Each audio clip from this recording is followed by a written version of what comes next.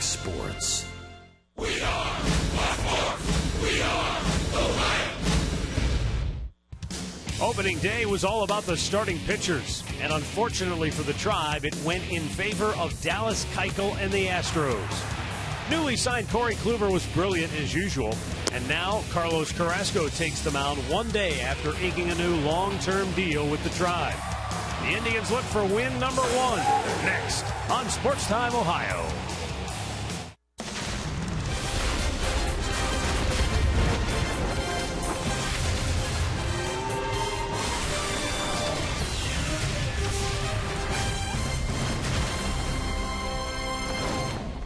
It's opening week in Major League Baseball, and tonight we greet you from downtown Houston, Texas, where the Indians take on the Astros inside Minute Maid Park, looking to even up this series at a game apiece. Hi again, everyone. Matt Underwood alongside Rick Manning. The Tribe was shut out on opening day by Dallas Keuchel and the Astros, so hopefully they get the bats waking here tonight against Houston. They will, though, look for another strong starting pitching performance. They got one from Corey Kluber on opening day. And now we'll see if Carlos Carrasco can follow suit here tonight. He did such a great job in the second half of last year following Kluber. He came out of that bullpen last year, man, and something seemed to click for Carrasco because he exploded. He had an outstanding changeup, a good slider to go with that explosive fastball. His confidence is so much different. He's coming off signing a new deal, and last year he had the lowest ERA from August 10th on. He was remarkable. Hopefully that carries over this year. We'll see what he has to offer for his first start of 2015. Yeah, Carrasco averaged better than 9 strikeouts per 9 innings pitched last season. Bad news for the Indians, though. Offensively tonight, they'll be without Michael Brantley, scratched from the starting lineup with tightness in his lower back. When we come back, we're going to delve more into Carlos Carrasco and the success he's had and the success that the Indians are hoping he'll continue to have when we return. Cleveland Indians baseball is brought to you by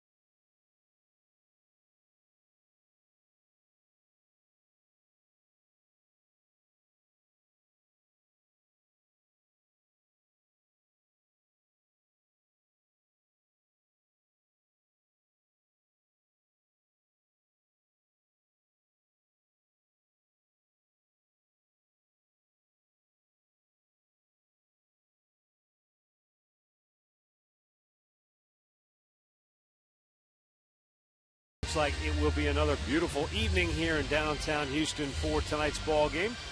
So Carlos Carrasco signs a 4-year contract extension. There are 2 options, club options, that if exercised could keep him in an Indians uniform through this 2020 campaign. With more on Carrasco's new deal, let's go downstairs to Andre Knott. Thank you, Matt. What a week it's been for Carlos Carrasco. Last week he had the birth of his 4th child, his daughter Emma. This week he signs that 4-year contract that you talked about. And really the word that he continued to bring up yesterday is the word trust with this organization and for the way that he's been able to pitch. And that's something that he talked about. It's time to listen to the sounds of the game, brought to you by Hear Right Audiology.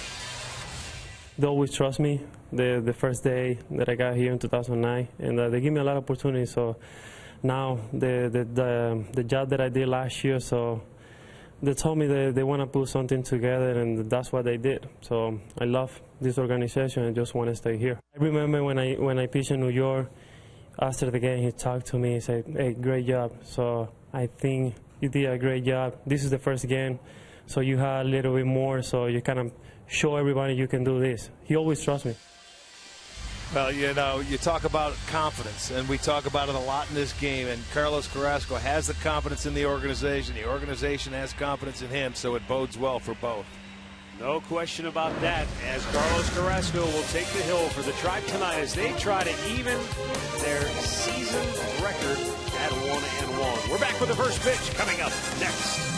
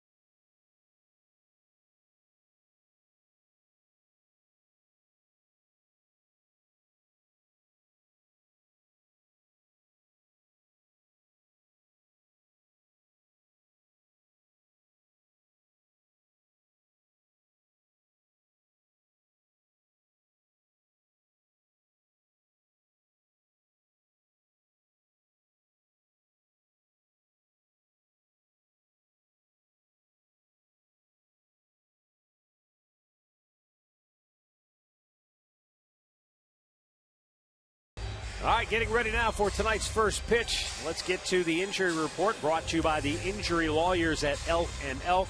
Michael Brantley was in the original starting lineup, but he was scratched due to lower back stiffness.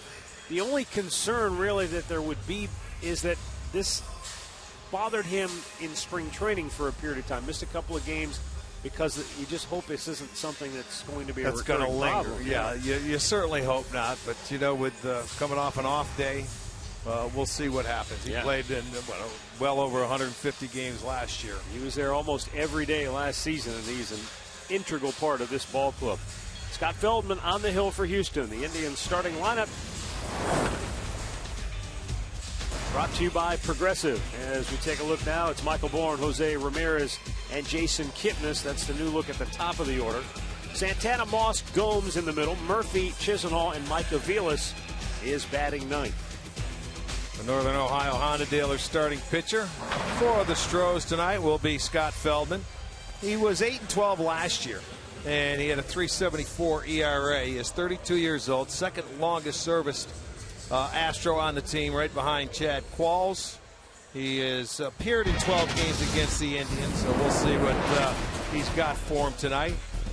And for our Chrysler defense tonight, it'll be Rasmussen left, Marisnik in center, Springer is in right, Valbuena at third, Lowry at short, Altuve at second, Carter is at first, Castro doing the catching.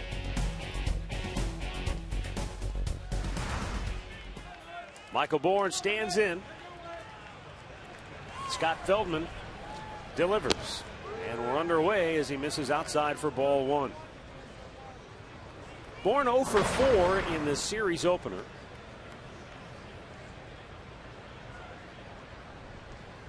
And missing again outside is Feldman, and it's 2-0. Feldman a year ago 8 up and 12 down with that 3.74 ERA, but down the stretch he was very good for Houston. It's the bottom of the zone. In his last 5 starts a season ago, he had an ERA of just 1.45. Yeah, and one of those starts came against the Indians where he pitched 8 innings and just allowed 1 run on 4 hits, even though the Indians beat him 2-1. They went 13 innings to get that win that night.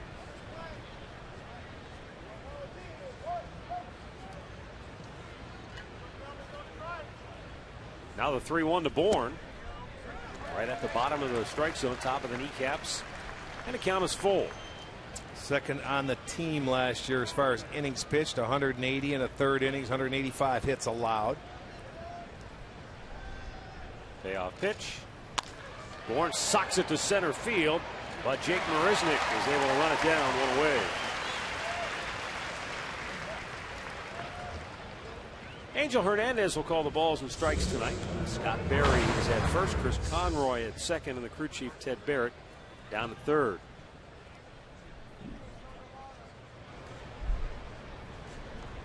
There was a little bit of concern among those who watched the Astros on a daily basis in spring training because Feldman did not pitch that well. We've come to know over the years that spring training numbers can be very deceiving. 0-3, a 6.87 ERA in the 5 starts for Feldman. His manager, A.J. Hinch, was not concerned. He said, quote, from a concern standpoint, I know he'll answer the bell. Well, and his last start there was his best start against the Royals, where he went 6 innings. Yeah, he's a veteran. He knows it's time to get geared up when the season starts. I think like a lot of pitchers, you don't anticipate being at the top of your game early in the month of March. You hope that you don't want to be. Gets that way toward the end of the month. And for Feldman, he said he just felt like by the end of spring he was throwing it where he was aiming it, and he was getting to the point where he felt like he was ready to start the season. Well, that last pitch he threw right there was the curveball, and he threw more curveballs than any pitcher last year in the league. Gray from Oakland was just second. He 28% of the time he'll throw his curveball, and he has a dandy. He'll sink it, his fastball. He'll cut the fastball. Oh, top of the strike zone, a high fastball, and Ramirez is rung up, 2 down. And that's where you'll see the difference. He changes the eye level. Take a look at it on our Nissan pitch tracker. That's about top of the zone is right. You'll look at it, a lot of hitters will think that's way out of the zone. Certainly Ramirez did, but Hernandez gave it to him. Now Jason Kipnis with Brantley out of the lineup. Terry Francona shuffled things a bit. Ramirez was originally batting 9th, but he was moved up to the second spot, and Kipnis moved from second down to the 3 hole.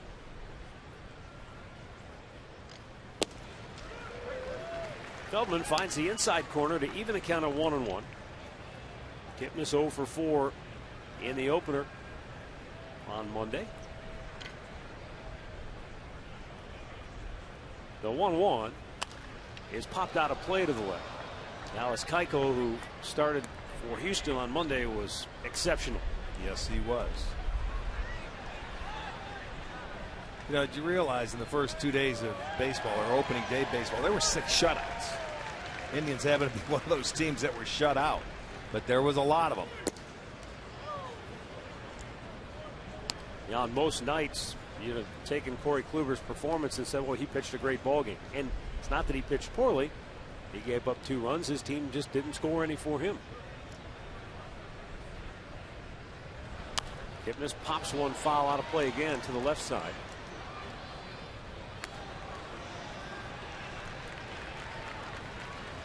Minnesota was shut out today by Detroit, and the Tigers rang the register 11 times.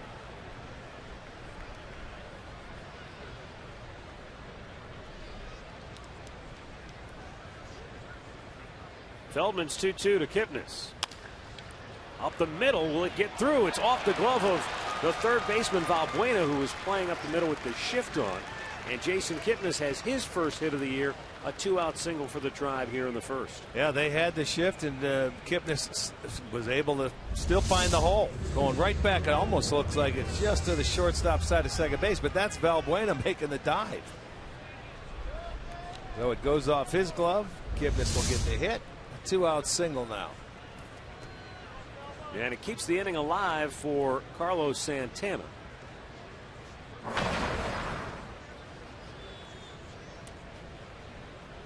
And once again, the Astros employ a shift.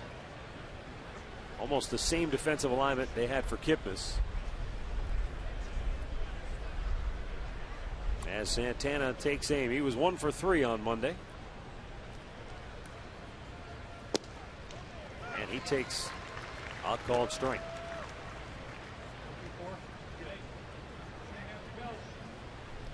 Feldman's had some pretty good numbers against the Indians.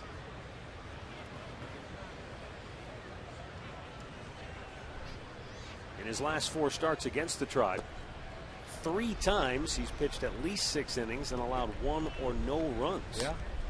So not only was that start last September good, but he's had a pretty good run of success against the Tribe. He's a big guy, 6'7", over 220 pounds. And that curveball, he's letting it go. It's up there. That's why that high fastball that was called on Ramirez could be effective, because when that curveball starts up there, if you can throw your fastball up there, that'll be very effective. Santana works himself into a hitter's count here at 2-1. Kipnis held at first by Chris Carter.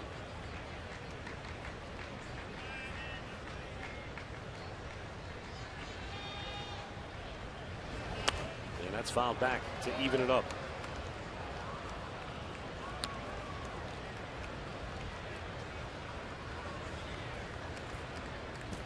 Santana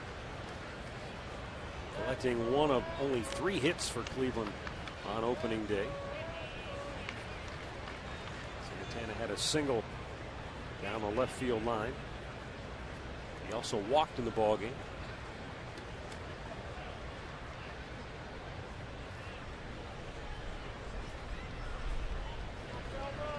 The 2-2. Santana pops it in the air. Right center field. Marisnik will take it. And the side is retired. No runs ahead, a man left. Carlos Carrasco takes the hill when we come back.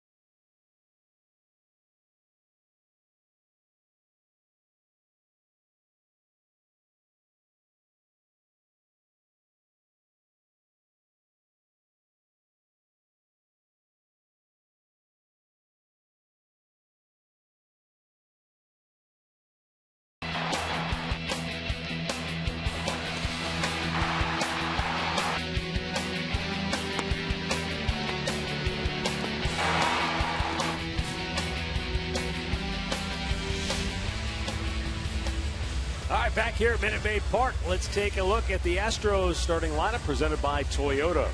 Jose Altuve leading it off. He was 1 for 4 in the opener. Then it's George Springer, followed by Luis Valbuena. Evan Gattis, that is cleanup. Chris Carter, Big Bopper hits 5th. Then it's Jason Castro, followed by switch hitting Jed Lowry, Colby Rasmus, and Jake Marisnick.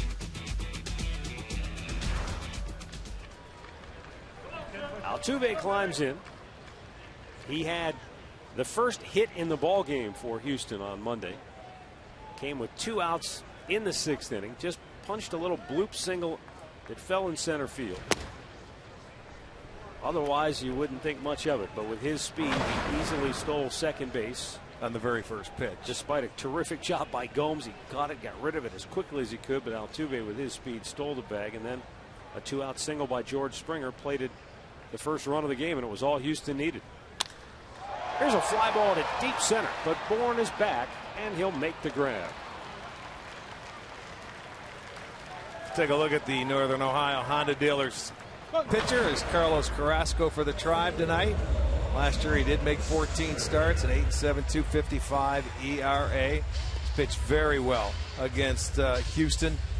2 starts against him last year. He went 15 innings, had 20 strikeouts. He was 1-0 in those 2 starts. He walked 3 and 20 punchouts. So he's pitched very well against him and had the only complete game of his career right here in Minute Maid Park, coming September 17th.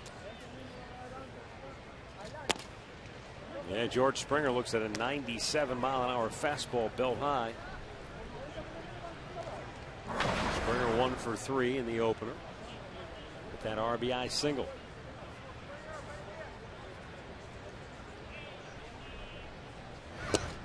At the knees, but just off the plate.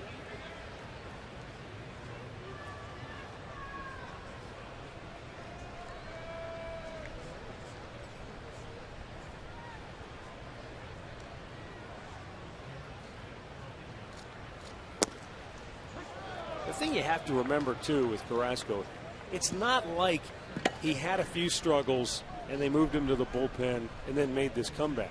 He went 17 starts without tasting victory, and his ERA was almost 9, if I remember right, during that period of time. So he wasn't just struggling, he was an unmitigated disaster as a starting pitcher for an extended period of time. Then he went to the bullpen. By his own admission, he worked extremely hard. Kevin Cash, Mickey Callaway worked hard with him. And I think he was able to maybe just sit back and just watch the game too, and watch other pitchers and how they were going about things. And pick the reliever's brain to realize that they're out there to help the starters, not hurt them. Carrasco gets his first strikeout as he fans George Springer with a good off-speed pitch. It looked to me like a changeup. Let's take a look and see if it goes down in it. Yeah, it was. That was a changeup. You see it hold it deep in his zone, and it's got a little sink to it. And you can see when you're throwing 97, you get a big swing and a miss.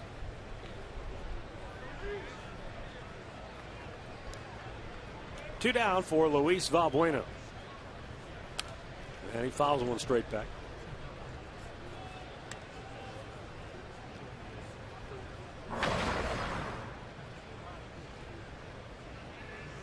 Talk about a busy time in one's life, as Andre Knott told us earlier. Carrasco, not only did he sign the 4-year contract extension, but he and his wife just welcomed their 4th child into the world a couple of weeks ago. So he's had a lot going on.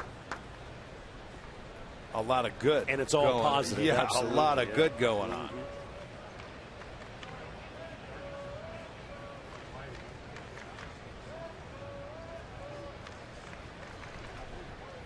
Carrasco trying to set him down 1-2-3 here in the first.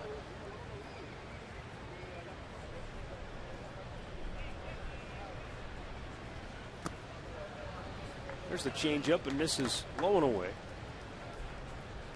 One of the things that I asked Carlos when I talked to him yesterday was, you had so much success as a starter for half a year. What do you have to do to make sure that happens over a full season now? And Essentially, he told me I have to bring the same mindset every time I start that I did in the second half of last year.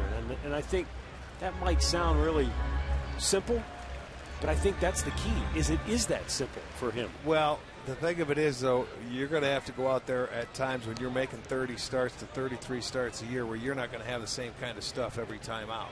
And you're going to have to make adjustments in your game and work with your catcher, and you're going to have to work through against some tough teams. Well, he threw another good changeup to Valbuena, and he strikes him out. Back-to-back Ks for Carrasco here in the first. No score in Houston after one.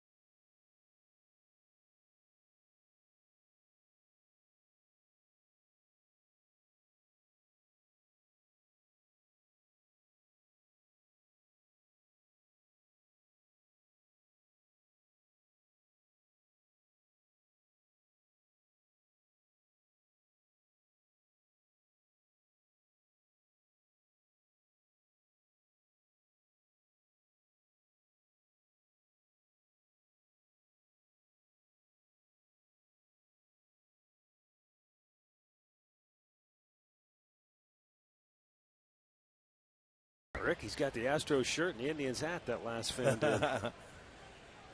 Minute Maid Park in Houston, no score, second inning. Brandon Moss will lead it off for the Tribe.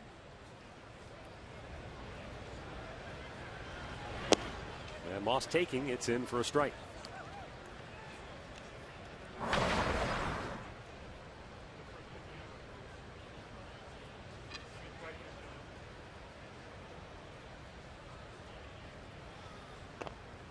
Off the knob of the bat, or did it hit him on the hand? Well, he's not going. Yes, it got the knob of the bat. Foul is the call from Angel he Hernandez. Didn't drop it to run. It had to be just the bottom of the bat, and that's part of the hand too. I would have dropped the bat and tried to run. You can see it did get the knob, but you still feel it in your hand, don't you? You sure do, because he's right down at the bottom of it. Moss was 0 for 2 in the opener. Struck out twice and also drew a walk. Yeah, you can see how far down around that knob he is of the bat, so you know it got a little piece of that hand. Up high, did not chase. Some guys have that bottom hand hanging over the knob of the bat, and in which case he'd have been in a lot of pain. Yeah. You know, these guys now, they use shorter bats than what they used to, so they use every fraction of that bat. Moss strikes out, one away. Our window system's game time temperature tonight is 79 degrees. A lot of cloud cover here in downtown Houston, but it's really been beautiful during our stay here. Day game tomorrow as we wrap up the series. There's Yan Gomes.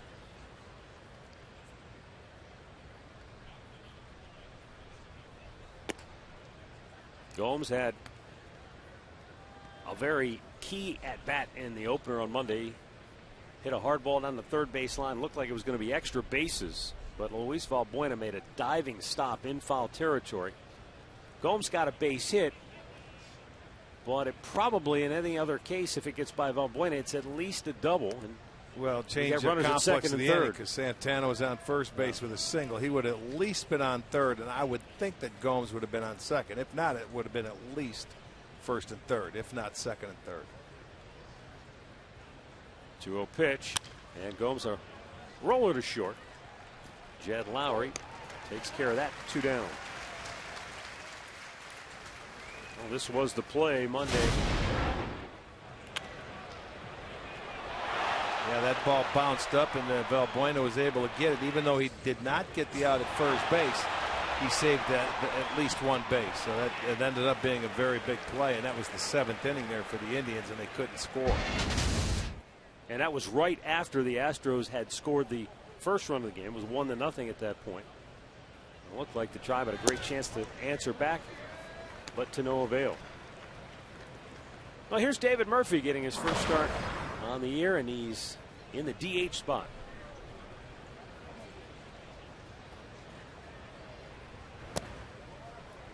Yeah, Murphy happy to get a start from Houston, Texas. Grew up here.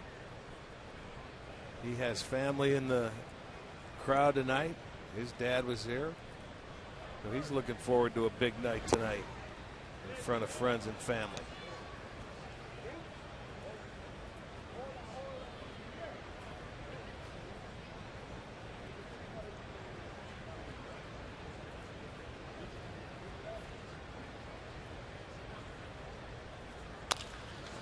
And he ropes one into right center field. He beats the shift, and Springer does a nice job to hustle over and cut it off. Otherwise, it could have been extra bags for Murphy.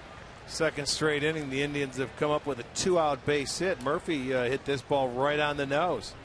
And again, he beats the shift a lot like Kipnis did with his.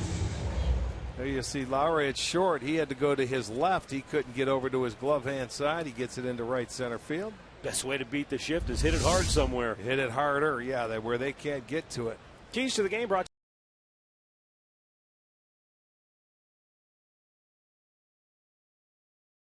Carlos Carrasco. Stay relaxed and keep on keeping on. 2 down for Lonnie Chisenhall now as Feldman deals. And Chisenhall takes a strike. Lonnie had the Indians' first hit of the game in the opener on Monday. Came with 1 out in the 3rd inning. He also walked in that ball game.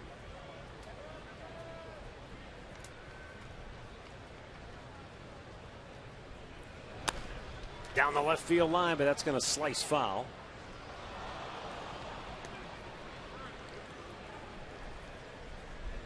Astros had a sellout crowd of better than 43,000 here on Monday.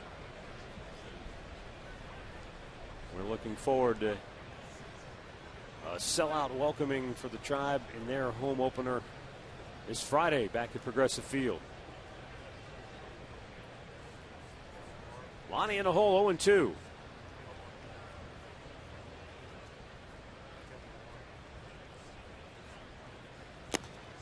Feldman gets his 3rd strikeout of the night.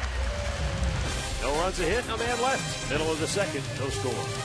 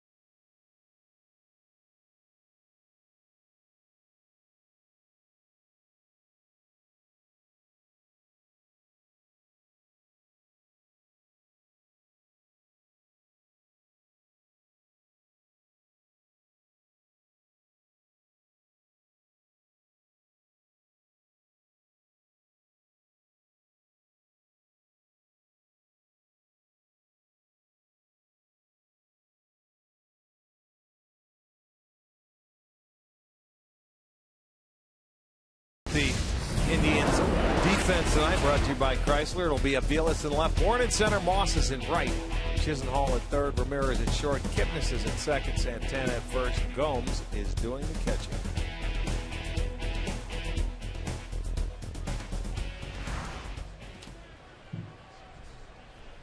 Big swinging Evan Gattis will lead off the second for Houston. The Astros DH takes a called strike.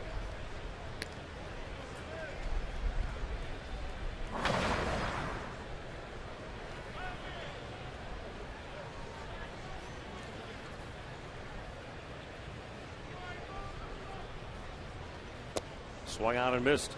Quickly the count 0-2. Gattis came to the Astros in the offseason as part of a 5-player deal between the Astros and Braves.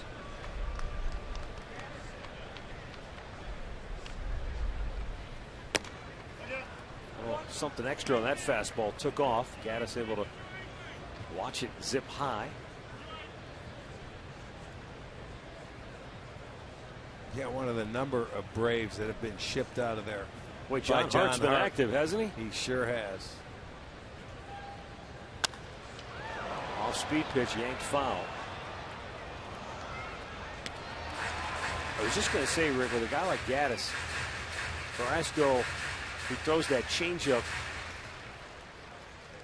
you don't want to let it float. He's got to make sure that it gets it down, even with the change of pace.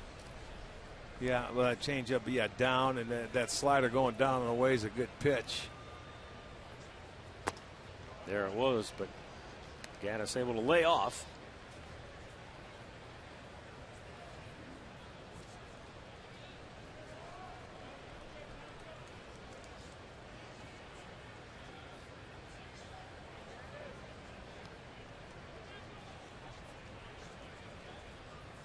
Swing and a miss, high heat.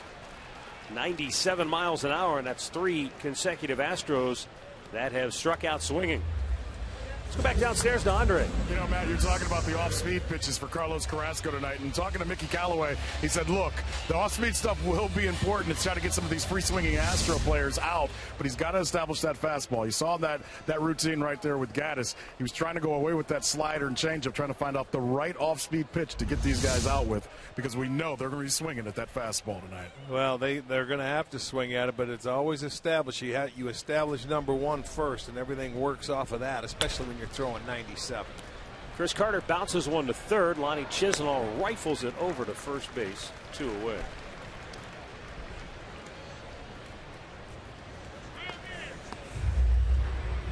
Well, Live Indians baseball is back in 2015 with MLB.com at bat on your smartphone or tablet. Stay connected with live radio broadcasts, stats, breaking news, and more. Download the MLB.com at bat, the #1 app for live baseball. If you're a guy facing a pitcher like Carrasco, who's has that 97, 98 mile an hour fastball, but he's also got a pretty wicked slider, are you looking for the first fastball to get after it? I would, yes, because if he throws a good slider, you're not going to hit it anyway. So I was thinking that don't swing at it unless you have to. That looked like the approach Chris Carter took. He got one and get your fastball and then get after it. At least I would. I mean, if he hangs the breaking ball, then you'll have a chance. Or he makes a mistake on pitches. But if he throws a good one, you're not going to hit the breaking balls, especially when you're sitting on that fastball. Jason Castro. He was 0 for 3 on Monday with 2 strikeouts. You know, and it's not like he has a history. This is only his 3rd start against the Astros. 2 of them coming last year, so they don't know him. You know, so you don't know exactly what his breaking ball does or how his changeup goes down. You can watch all the video you want, but there's one thing that you can relate to as a baseball player. That's fastballs. You hit them. I don't care what they are. If you can, you don't let it by. Carrasco taking a little something off, and Castro swings right over the top. And as Rick just told you, that's a perfect illustration right there. You have to sit on his fastball, and if he throws the breaking ball or takes a little something off, you're probably not going to hit it. And he threw it in a 2-1 count. So you're expecting the fastball, but he took a little off, and you can see what the hitters are geared for.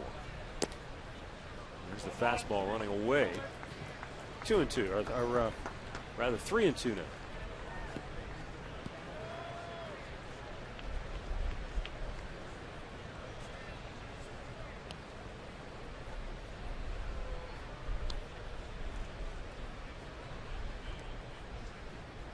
Carrasco throws the fastball, but it's just high and away. And the Astros have their first base runner.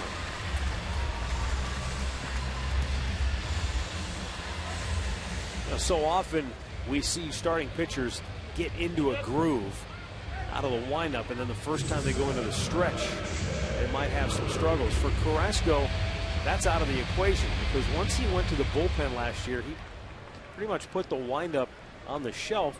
And when he came back as a starter, he decided to continue to pitch from the stretch. Yeah, and you know what? You even see other starters around baseball. I'm trying to think of the one offhand that we had in spring training. Even though he pitches from a full windup, it's almost like the stretch because there's very little movement. Yeah, they're almost like minimalistic starters now with their Some of them are. You don't have the old time. Remember Paul Bird used to be here, and he'd sometimes give you a double pump in the old time windup. That's going part of the wayside. Well, look at Cliff Lee. Remember watching him pitch. He didn't have much of a windup.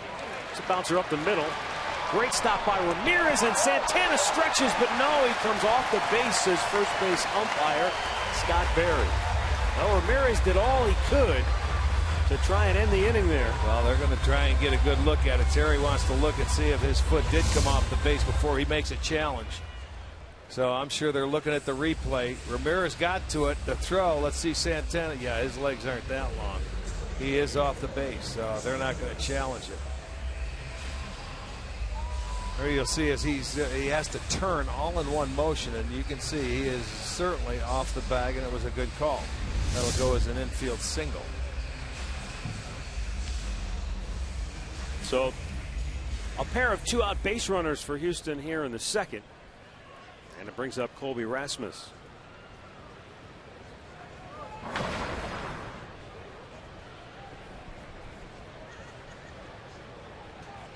Rasmus showed a great deal of patience in the opener Monday. Really worked the count in each of his at-bats against Corey Kluber.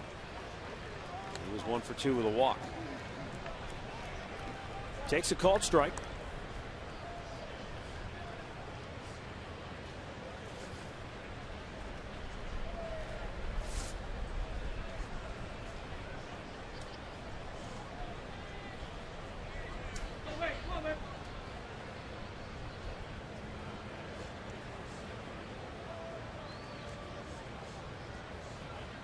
Carrasco's pitch is hit in the air to center.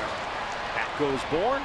Michael makes the catch on the move, and the inning is over. No runs, a hit, 2 men left. Through 2, no score in Houston.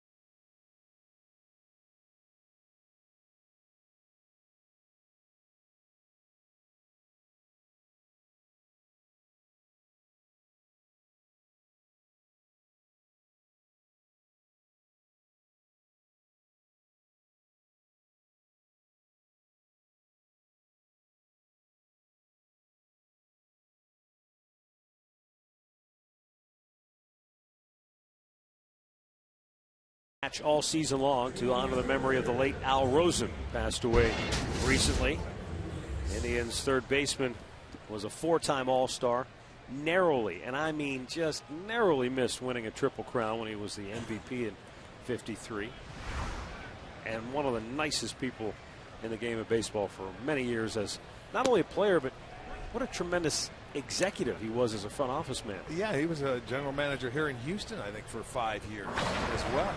Yeah, after he finally got fed up with George Steinbrenner. Well, there, and he was out in San Francisco, and yes, he did it with a couple of different organizations.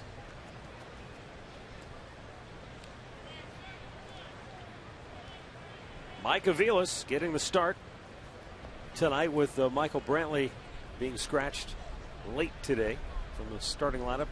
He missed it earlier. Brantley had some problems with lower back stiffness, problem that bothered him a little bit toward the end of spring training, at least late in spring training. He missed a couple of games with those symptoms.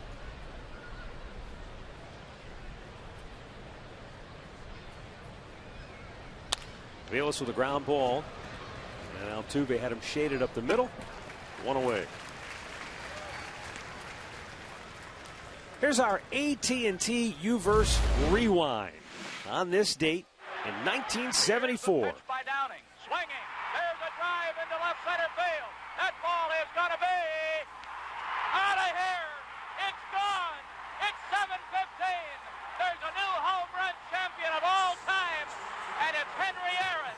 And the call coming from Milo Hamilton, who was at that time the voice of the Atlanta Braves. Michael Bourne lays down a bunt. Boy, Castro jumped on it quickly and throws him out. 2 down. It's all right. It was a good try there by Michael. He gets it to the grass. It's a base hit. Yeah, but just a little bit harder. He was working on that in spring training. If you remember, we watched him a number of games, and he never really got him down.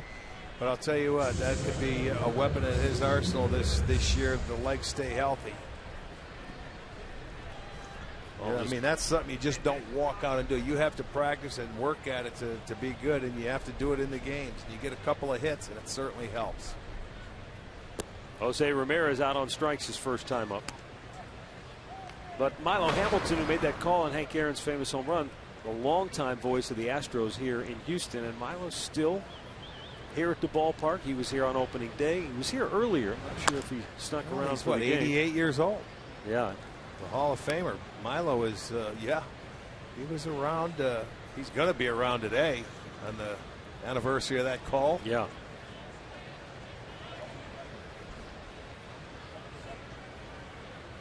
Scott Feldman trying to make it a 1-2-3 inning for the first time tonight. And a breaking ball, that big curve, it's in for a strike.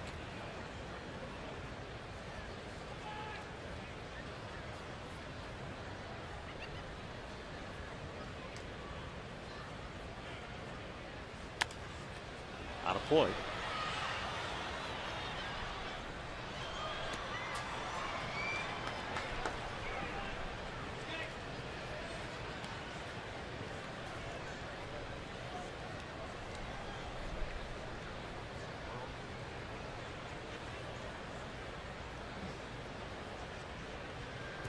Breaking ball, that one's in the dirt.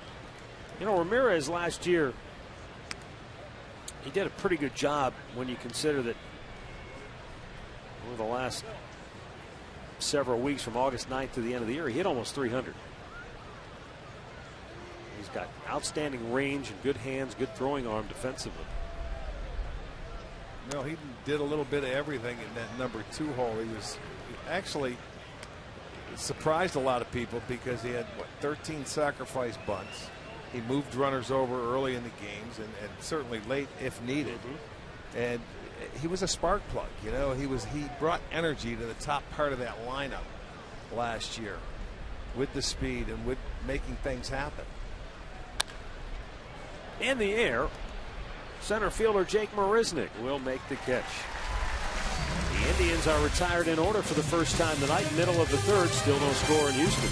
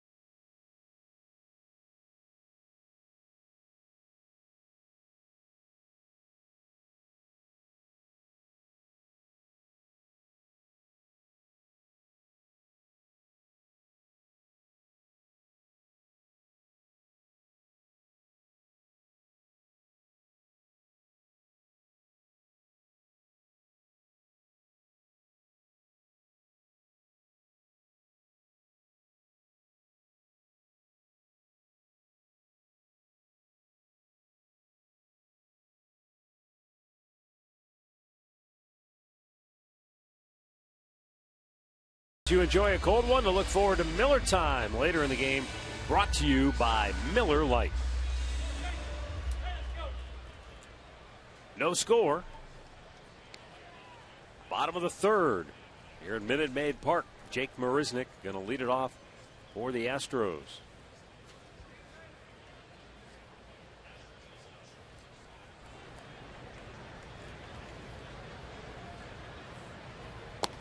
And a fastball at the knees.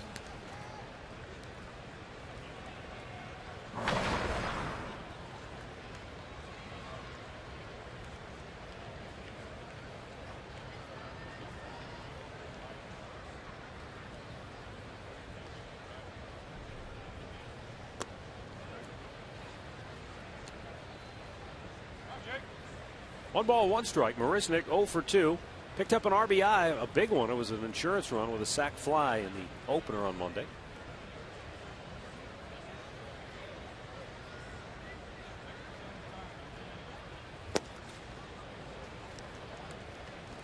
He was able to take that the 0-1 slider, but he couldn't hold off on this one. He was thinking that was a fastball, but you could see right at the end that was a tighter slider than normal.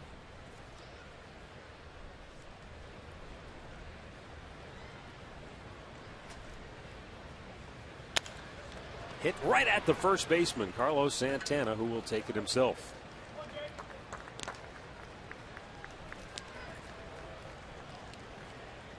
Our Kia in the driver's seat revolves around Indian starter Carlos Carrasco. From August 10th through the end of last year, his 1.30 earned run average was the best in baseball. And how about Peavy? Peavy couldn't get anybody out in the American League last year, and then he goes out and has a 135 the rest of the way. How about that?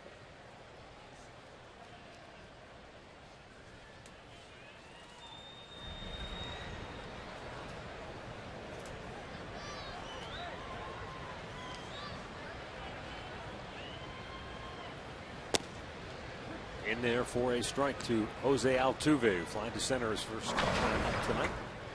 Now, if I'm not mistaken, in the first 2 games, I don't think he's gone after the first pitch yet. And last year, when we played him in September, I don't think he took a first pitch. He was so aggressive. That one's just foul, third base side. He gets up there and he gets the barrel of the bat to the baseball. 5'5" or 5'6", whatever you want, but this guy can reach out. This was a good pitch. He still gets enough of it, even though he comes off that back foot. Fouls it.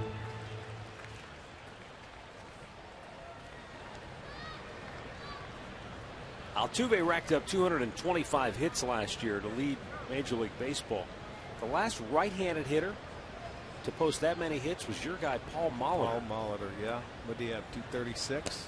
He had 225 hits, but he was 39 years old when Minnesota, he did it in right? 1996. Yeah. I don't know what's more impressive, doing it at a young age like Altuve or doing it at the end of your career like Molitor I think did at the end of your career, because you still have to have the bat speed with the way the guys are throwing nowadays. And you're not going to probably, even as well as Molitor You're ran not his gonna whole run him career, out, right. He's not going to beat any infield right. grounders. Altuve can get a lot of infield hits. You're right. When you're younger, you can outrun some hits. It doesn't matter how you slice it. It's a great accomplishment for any age. But when you get over 200 hits or 200, it's very impressive. Redbird tells me that Altuve led the league last year with 36 infield hits. There you go, 36. So you take, there you go. He had. That's more than one a week, obviously. Yeah. In tight. Carrasco keeping him honest. It's 2-2. And that's the problem with a guy like Altuve. You can try to move his feet around, but I don't know if it does much good. It's too quick. He moves so fast, he's like a hummingbird in the batter's box. And he would not chase full count. I thought that was a pretty good pitch to try and entice him, but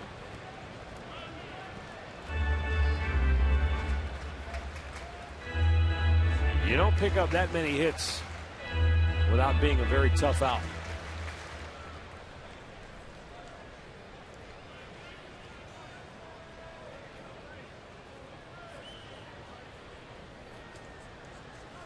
one out here in the third. Payoff pitch. Popped him up. Is it going to stay in play? It looks like it will. Chisenhall gives way, and that ball comes back into fair territory where Ramirez grabs it. 2 down. Time now for a Mazda game break. Here's Al Pawlowski.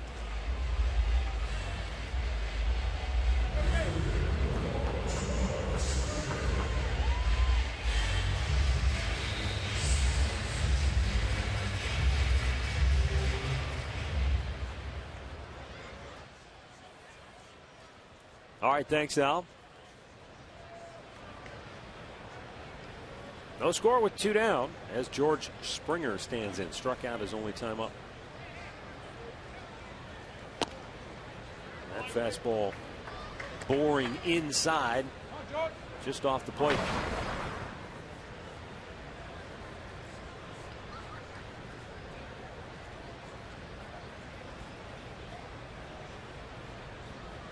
Springer really burst onto the scene last year for Houston. Good pitch. I mean, he goes inside with a ball that's got some teeth on it, and then he goes soft and away. Well, it was a perfect pitch, and Springer didn't think it was a good pitch. It was a great pitch.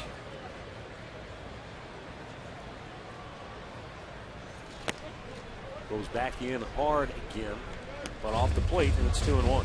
You know, even though you're going inside and you don't hit, you like to throw them for strikes if you can, but at least it makes a point. You keep their feet moving, you keep them back, you're pitching in, you're pitching out, you're using all 17 inches of the plate. Anything over 95 tends to get your attention inside. Especially when it's running in. It sure it does. It keeps you from diving out there.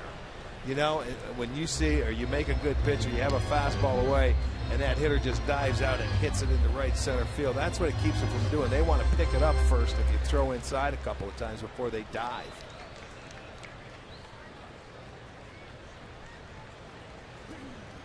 Two down, 2-2 count.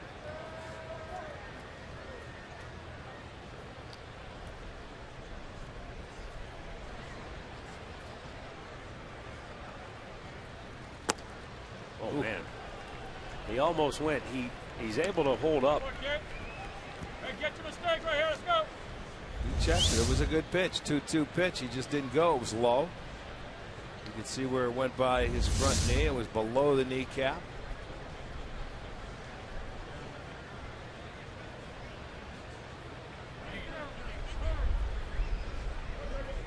Springer had asked for time, and it was granted.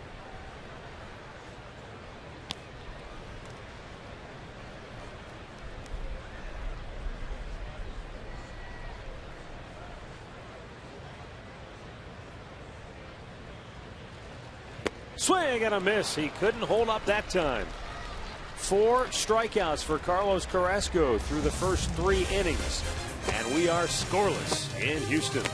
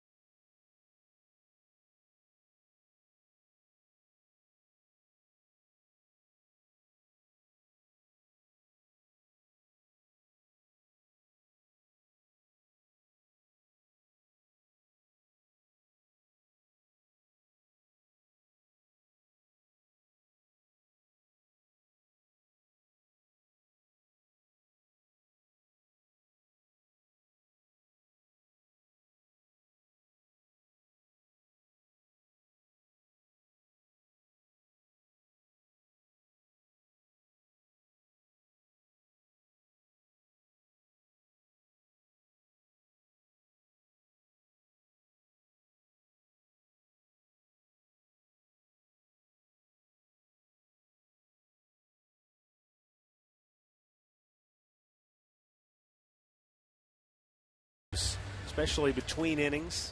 Try to clean things up. Major League Baseball installed these clocks in every ballpark that will count down from 2 minutes and 25 seconds after the third out of each half inning. People wonder, well, what's it going to do? What are the results going to be? Well, it's only one day. But if you take opening day from this year and compare it to opening day from just a year ago, overall, on average, games were down 22 minutes. Okay. So that's, I like it. Interesting. You know, we'll see how it plays out over the course of the whole year. Well, you know what? They're going to get used to it. April is going to be the trial month, and then it'll be reinforced starting May. But you know what? It all stems, I think, from the pitcher. Pitcher gets the tempo, gets the rhythm going. When he gets working quickly, the hitters don't start walking around the batter's box. It's when they take their time and everything happens. But what I like about it, it's clean because the pitcher's got to be done with his warm-ups with, what, 30 seconds to go? And the batter's got to be in the box with, what, 5 seconds to go or something? And let's go. You're going to get it started on time. So I like it. It cleans it up. Jason Kipnis punches one to deep center field, but Marisnik is galloping over there to make the catch. One down. Let's go downstairs to Andre. Not Carlos Santana's coming to the dish, and he's got a reason to celebrate, huh? Absolutely. I don't know what you two like to do on your birthday, but Carlos Santana, who turns 29 today, he likes to hit a baseball. He's hitting .357 on his birthday with 2 home runs, 5 RBIs, and 4 runs scored. I walked up to Carlos in the clubhouse today before the game, and I said, "Happy birthday. Are you excited?" He looked at me and smiled, and he goes, "I love getting into batter's box on April 8th. Well, that's good. Let's go. Let's see if he can do something. Fly to center his first time up. Yeah, when you're 29, you like birthdays. I quit having them. Then I'll quit. Yeah, I quit having them. After that, you say forget about it. You don't want any more. How'd you do on your birthday? You have any memorable games in September? I can't remember back that far. I really don't remember.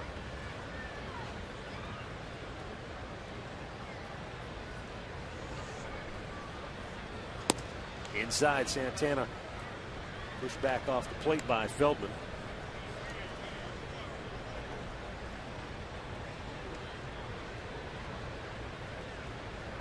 Two balls, no strikes with one gone here in the fourth. See what Feldman comes here with a 2-0 count when he pitches from behind. Oh, rope foul. Well, that's one thing Carlos could do. He loves to catch up to that heater. He got himself a 2-0 fastball. He was ready for it, pulled it foul into the seats, but that's how you hit him when you get the count in your favor.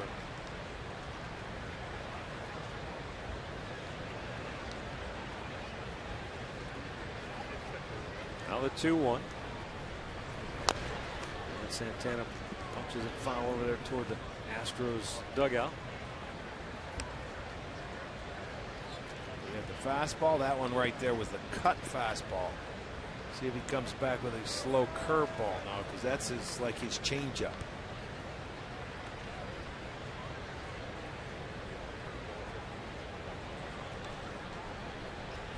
So he's coming back with a cutter.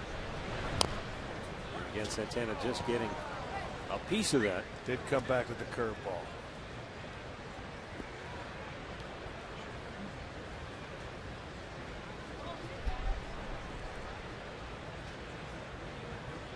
Now, 6 years ago, Scott Feldman was the Rangers pitcher of the year when he won 17 games with Texas. Made 31 starts that year for the Rangers. Last year, he was the Astros opening day starter. And he beat CC Sabathia head-to-head here at Minute Maid Park. He went 6 2/3 scoreless innings against the Yankees. Off the plate, Santana with a very good eye, able to lay off. So he's worked to count full.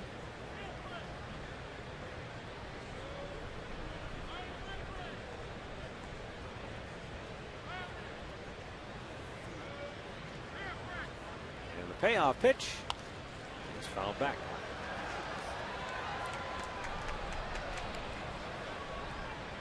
Santana with a major league best 113 walks a year ago. I guess it all comes down to each individual situation. I'm sure there's some managers that would say, I don't want my cleanup hitter walking maybe that many times. But you have to think about, when is he drawing those walks? Well, yeah, if they're not going to throw him strikes, he can't get himself out. Long fly, deep right field. Springer on the run. He's out of room. It's out of here. The birthday boy delivers again. Carlos Santana's first home run of the year gives the Indians a 1-0 lead. Yes, indeed. He likes hitting on his birthday. He sure does. He got himself a curveball there, and it got to about the second row. Springer went over there in right to try and catch it. This is the 8th pitch of the at-bat. He just left it middle of the plate. Santana a little bit out in front of it, but he still got enough of it to get it up in the air. Look at Springer thinking he's going to have a chance. And it's the second row. So the Indians will have a 1-0 lead.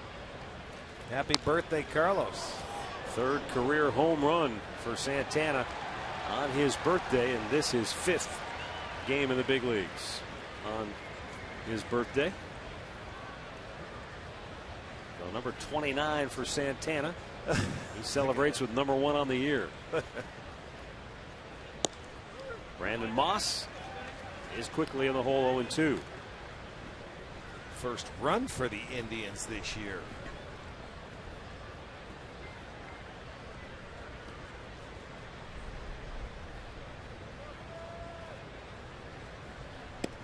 That one took off on Feldman. Our Levin player profile. Take a look at Brandon Moss, who came from the A's for Joey Wendell. 76 homers in 3 seasons with Oakland.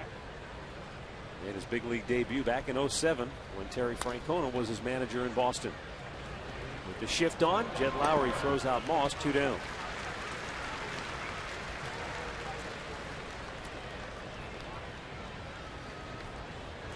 It's going to bring up Yan Gomes as Carlos Santana talks about his birthday bash in the dugout.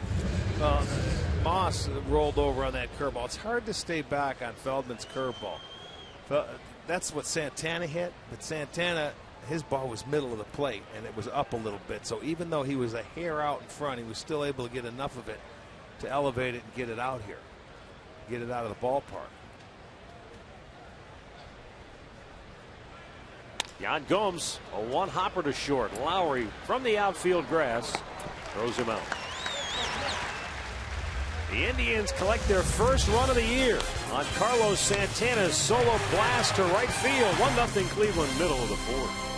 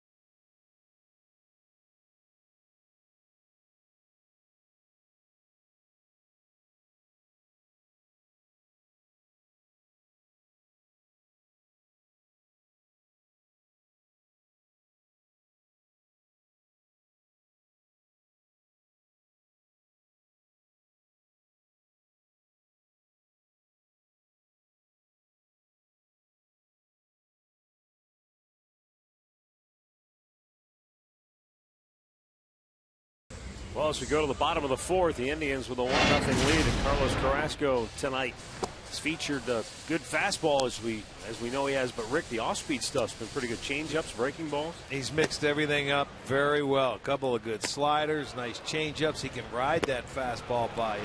He can sink his fastball. He's got very good command tonight. He's only walked 1. He struck out 4. Luis Valbuena, Evan Gattis, Chris Carter due up here in the bottom of the 4th.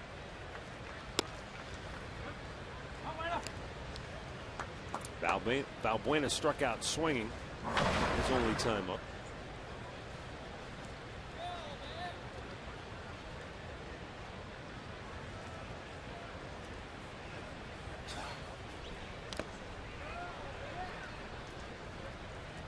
Valbuena came from Chicago along with Dan Straley in exchange for Dexter Fowler this past January.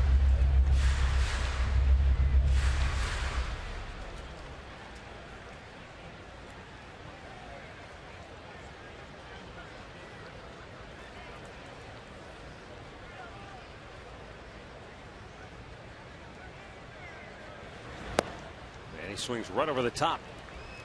Carrasco has his 5th strikeout of the night.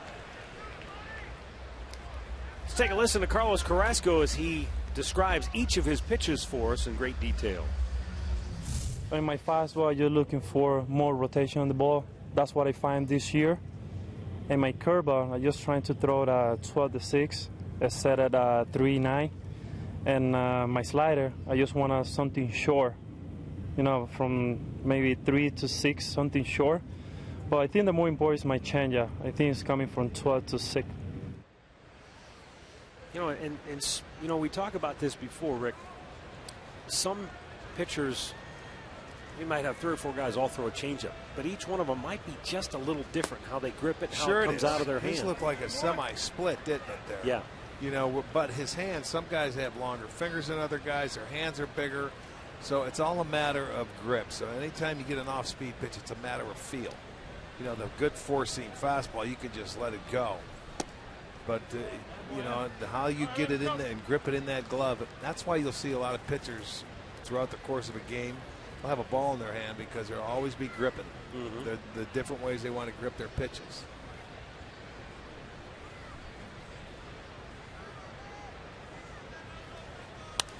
Popped him up, but back and out of play.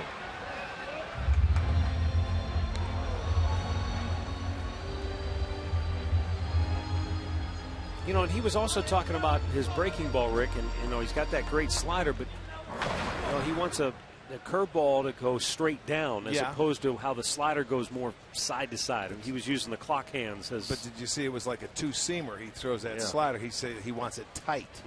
You don't want as much break. You want to be able to control it and make it look like the fastball. Evan Gattis takes a big hack, comes up empty. And Carlos Carrasco has whiffed the 2, 3, and 4 hitters in the Astros lineup. They are 0 for 6 tonight, and they punched out every time. Here's a look at the grips. And to me, the most interesting one is the changeup because it's just a unique. Well, but grip. He's holding it deep in his hands, you know, compared to his other pitches. That's deeper, so it takes more speed off the baseball. But he's got larger hands than a normal guy. Chris Carter gets into one, pretty deep to center field, but a lot of room out there, and Michael Bourne makes the play. The Astros go 1, 2, 3, and after 4, it's the Indians 1, Houston 0.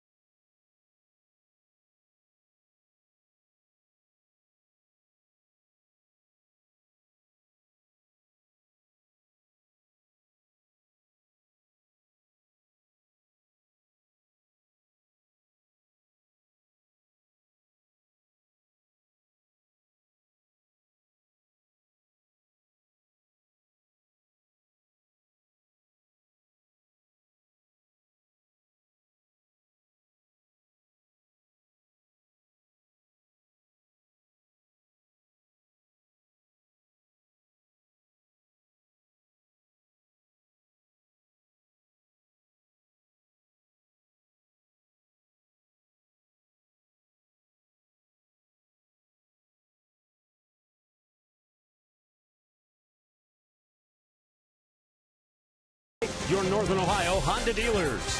By the Cleveland Clinic. Call for an appointment today. And by the game-changing all-new Ford F-150. The future is tough. Nightfall in downtown Houston. The Indians have a 1-0 lead on a solo homer by Carlos Santana. Bottom third of the Indians order due here in the 5th. It'll be David Murphy, Lonnie Chisenhall, and Mike Aviles. And that guy, Carlos Carrasco, has made the Santana homer stand up so far. He has fanned 6, has walked 1, and given up just 1 hit through 4 innings.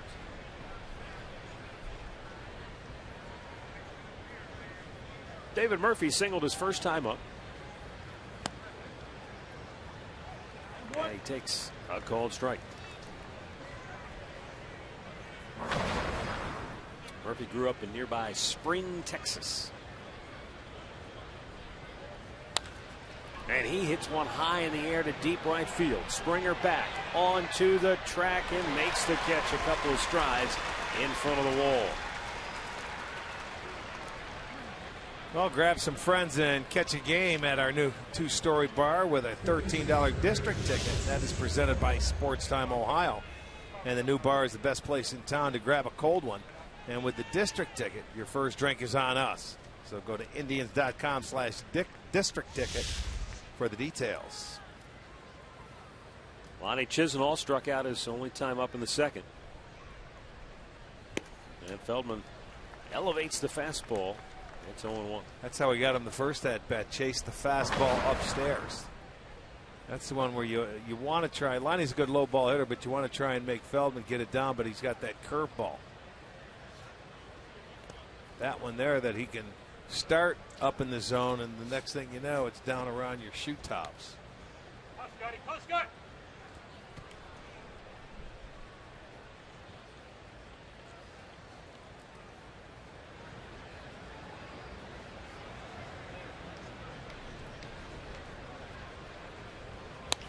That 1-1 pitch yanked down the line, but pulled foul.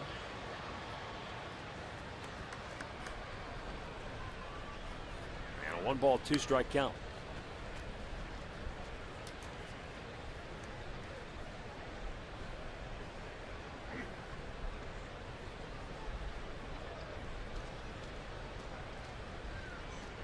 Lonnie got out to a really good start last year, was batting .393 through June 11th. Was after that blistering performance he had against the Texas Rangers. A 5-hit game with 3 homers and 9 driven in on June the 9th. Trying to fight his way down the count here. 1-2. Another foul ball. Well, he's seen a little bit of everything. High fastballs, cutters in, curveballs down.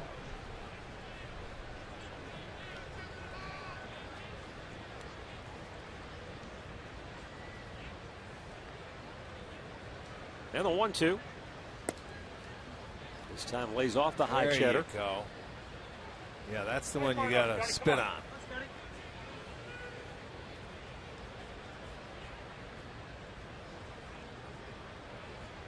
Come on, Scotty, right here. Broke his bat, man. He rolls it right back to the mound. 2 down. Gear up for the 2nd annual Velasano Bike Ride for Cancer Research, July 17th through the 19th. There's an option for everybody with 6 different routes. Start and finish in downtown, including 1-day and 2-day rides. Every dollar raised by Velasano participants benefits cancer research at Cleveland Clinic. So spread the word and bike to cure. Get involved by visiting velosano.org.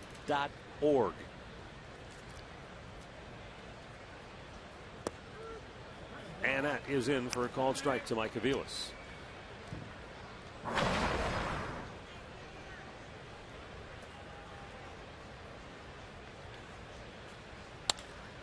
Aviles trying to punch one through the right side of the hole, or the right side of the infield, and he does get it by Altuve. Ball looked like it jumped up a little bit on him as he was going to his left. I don't know if it hit the cut of the grass, but it's almost like it He hit a changeup over there. You know, he was going to catch up to it. Let's check it out on our Wendy slow motion cam. By the time he gets over, Aviles looked like he was going to beat it out anyway, right off the heel of the glove.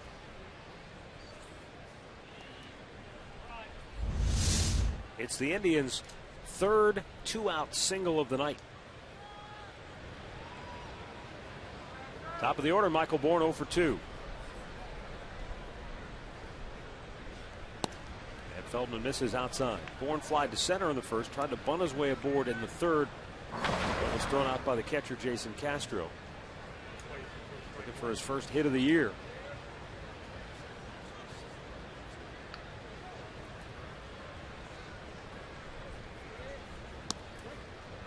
And Bourn takes a called strike to even the count here in 1-1. Feldman's next pitch will be his 80th. He's thrown 52 of 79 pitches for strikes so far here tonight.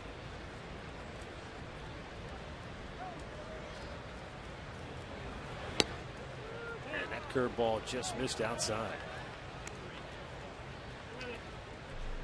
That's the one you want to try and steal on in this situation with 2 outs. Aviles had 14 stolen bases last year, was caught 5 times. If you're going to run, you want to try and pick that curveball. Feldman really held the ball a long time. Timeout was called.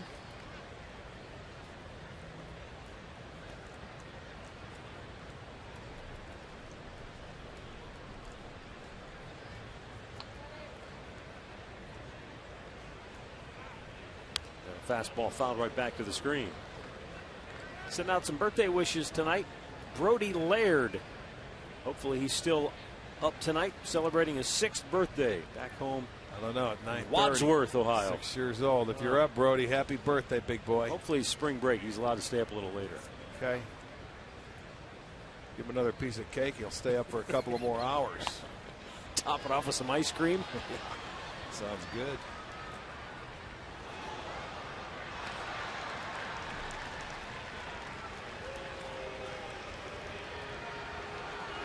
Indians with a man at first and 2 down here in the 5th.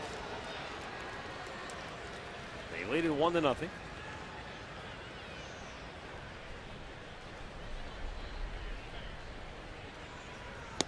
And Bourn, a swing and a miss. Goes down swinging. 4 strikeouts for Scott Feldman. Middle of the 5th. It remains Cleveland 1, Houston 0.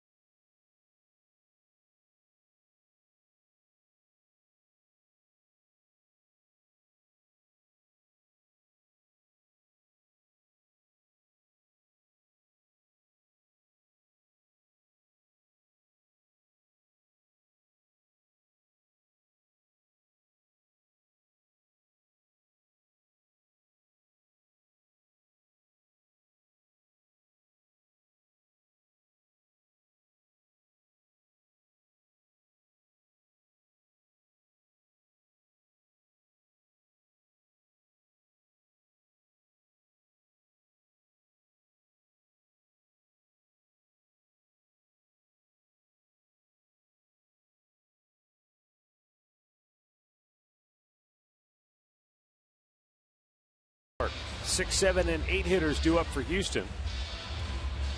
Carlos Carrasco pitching a gem so far. He's allowed 1 hit. He's walked 1. He has struck out 6.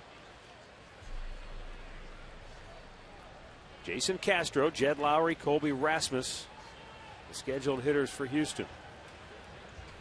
Castro drew a walk his first time up.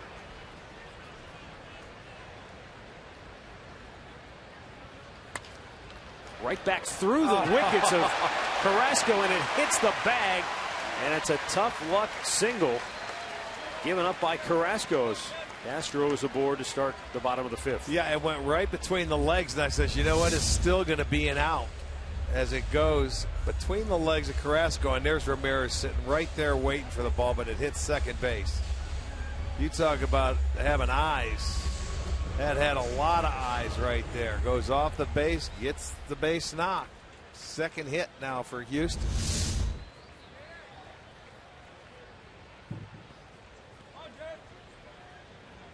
I don't know what the odds of that are happening, because how many times you see balls go there and never hit the base, but that's your lucky day. Jed Lowry singled his first time up on a ball that was right up the middle, similar to the one that Castro just hit. It was a close play at first base when Ramirez made an off-balance throw, but Santana had to come off the bag in order to make the catch. First time, though, that the Astros have had their leadoff man aboard.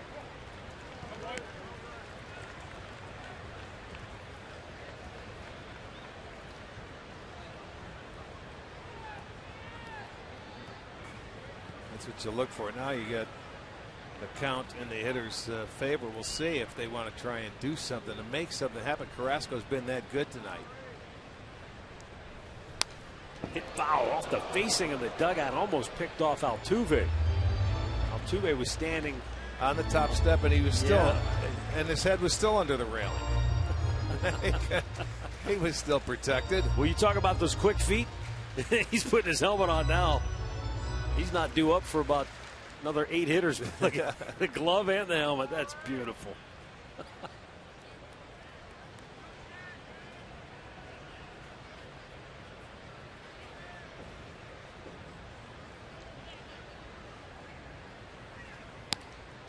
And a strike call to even it up.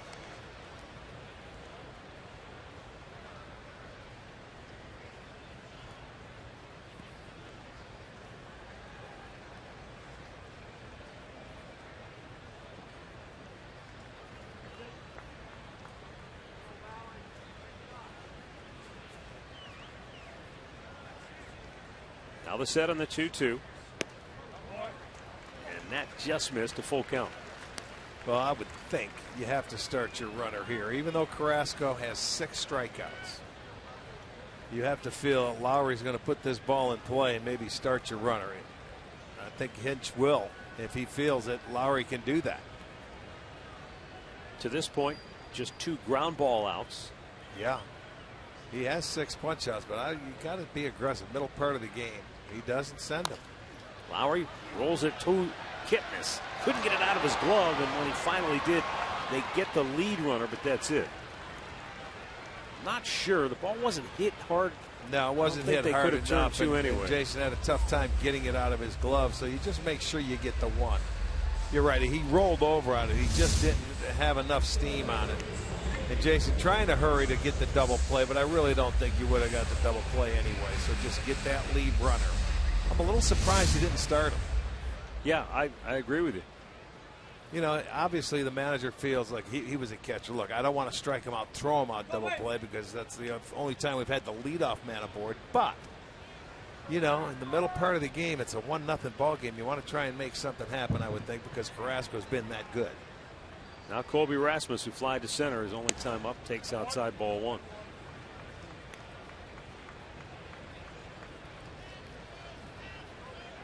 Ken Rosenthal, who writes for FoxSports.com, has a great story on the website. If you get a chance to check it out, FoxSports.com, about Carlos Carrasco and the fact that after the season ended last year, Carrasco, who is from Venezuela, was suffering and experiencing heart palpitations where his heart would race, and went to the hospital and got checked out.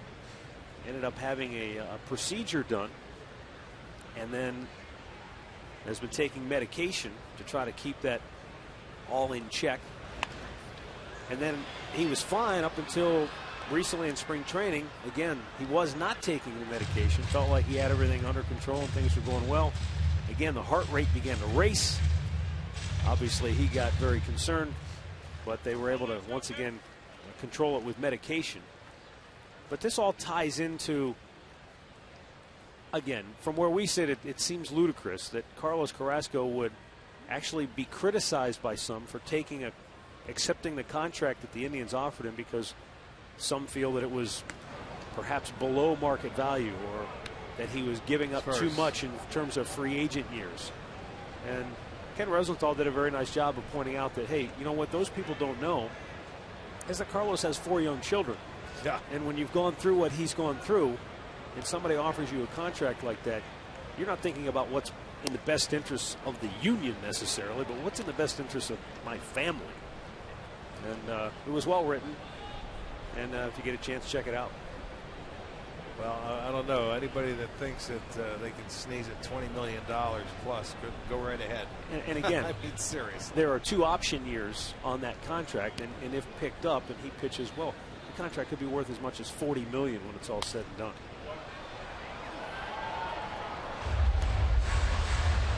Well, the first thing, we got the heart issue under control. That's the number one thing. And obviously, hey, look, it's a business, and these are human beings. But for the Indians, if you're going to invest, you've got to make sure that it's a sound investment. So they did their diligence, and obviously they feel like with everything that's been done medically, he should be just fine. Pulled foul over toward the Astros dugout.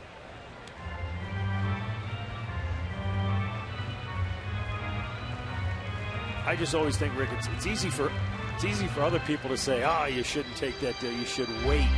You'll strike it rich later. Well, like, yeah, it's easy for you to say that. It doesn't matter what people say. If he's happy and he's satisfied, then it's his life. You know, he worked for everything he's going to get. That's the bottom line. If he's happy, sign the deal. Who cares what anybody else thinks? 2-2 runner goes. And a swing and a miss.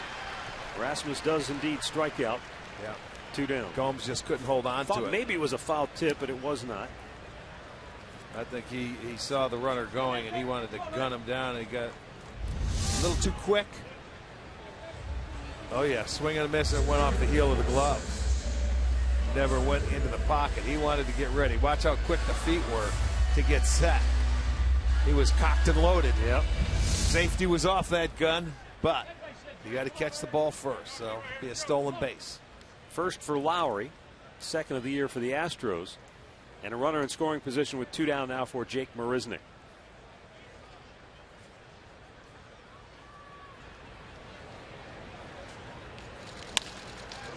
Grounded to third. Lonnie Chisenhall guns it over, inning over. No runs, a hit. Another man stranded for Houston. We've played 5. It's the Indians 1 and the Astros 0.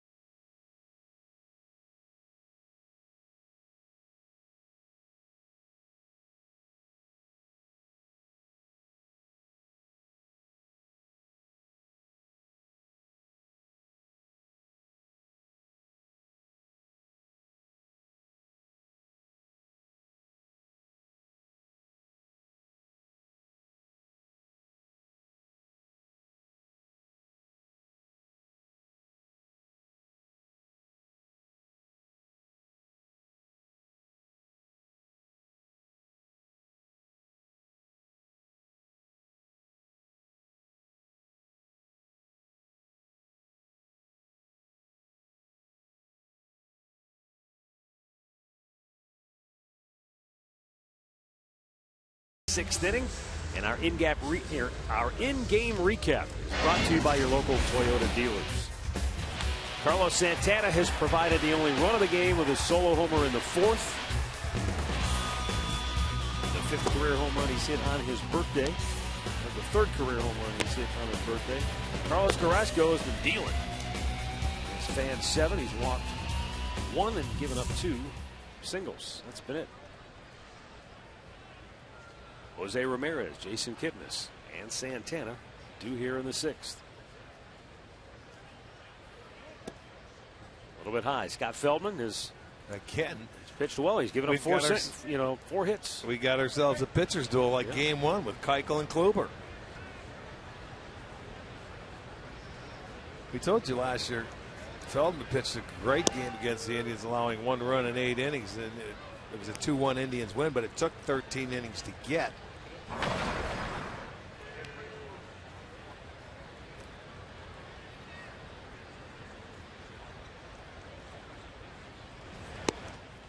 Just on the outside corner for a strike, 2-1. Ramirez, with his ability to bunt, has Valbuena in on the grass at 3rd. Carter even with the bag at 1st. And he swings and bounces it to Carter. Easy out, 1 away. Let's go downstairs to Andre Knott, who has more on Jason Kipnis, who collected his first hit of the year earlier tonight. You know, with Jason Kipnis, he told me before the game it was all about working his hips and hands after dealing with that oblique injury last year. He said he was flying open to protect the pain that he had in his side. He told me it took 2 weeks of work in spring training of hitting off a tee and driving the ball to left field to get back to his old swing. And his first at bat, guys, if you remember, he fouled a couple balls off this way. I think he's starting to get back to that old feel of who Jason Kipnis is when he's in that batter's box.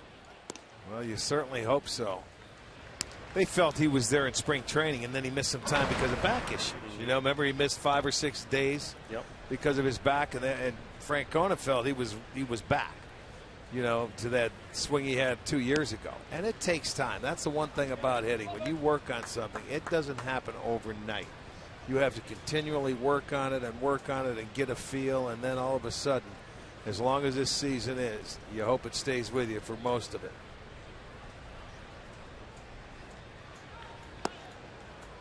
Just missed low. And that's all part of it right there. Taking pitches, taking close pitches. He has a really good eye at the plate. You know, he doesn't get aggressive and doesn't swing it too much. But when you're slumping and you're trying to do too much, you have a tendency to widen your strike zone because you feel you need every swing. And he lines one into left center field. That's perfect. Rasmus cuts it off. And Kipnis has his 2nd hit of the night, a 1-out single here in the 6th. That was done to perfection right there because they're sitting over there. He got a nice pitch middle of the plate, but he didn't try to turn on it. See how those hands were inside the baseball, stayed on it, and just let him work. Got it through the hitting area. Pretty swing right there. Rewarded with a base hit. Here's Carlos Santana, who homered in the 4th.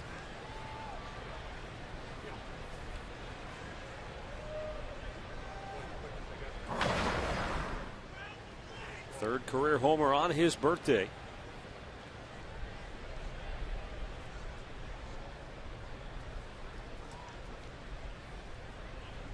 And the 29-year-old takes a look at a ball up high.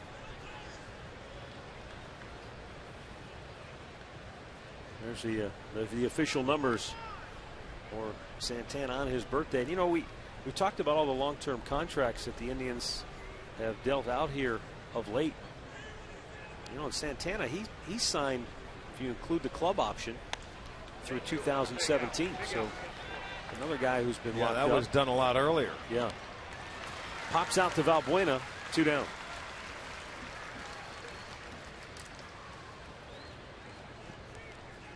He's going to bring up Brandon Moss, looking for his first hit as an Indian, 0 for 4. After he went 0 for 2 in the opener, 0 for 2 so far here tonight.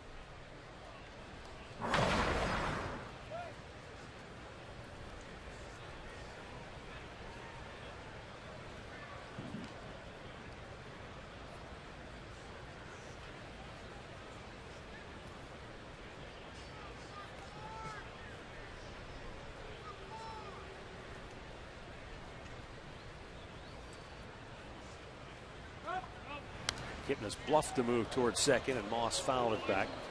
Brendan's one of those guys. He's energetic. He's enthusiastic. You see him in the clubhouse. You pass him in the hallway. He's got a big smile and just a guy who loves the game. And obviously, when you come back from trying to play when you're less than 100%, you grind through playing hurt as he did a year ago. He's like a newborn kid this year. And he ropes one to first. Somehow Chris Carter picked it and stole a hit away from him. Nice backhanded play at first for the Astros big man. And the inning comes to a close for the Tribe. No runs, a hit, a man left. They lead at 1-0, middle of the sixth.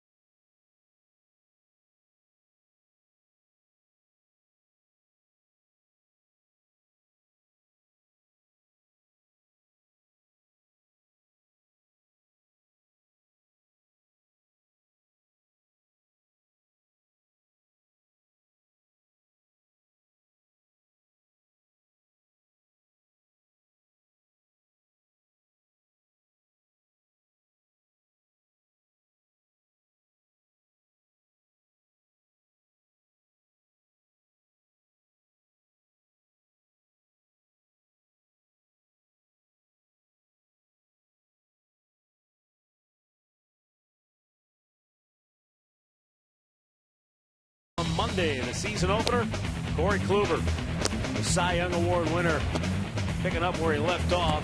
He went 7 1/3, struck out 7, charged with 2 runs on just 3 measly hits, and took the tough luck loss. Yeah, both teams had 3 hits that day, all singles. But a good outing for Kluber. He's typical, 7 1/3 innings, 100 pitches, right around it. Jose Altuve leading off for Houston here in the bottom of the 6th. He's 0 for 2 tonight. His fly to center, popped to short. Carlos Carrasco just over the 70 pitch mark. He has retired the side in order 3 out of the 5 innings tonight. Punched out 7.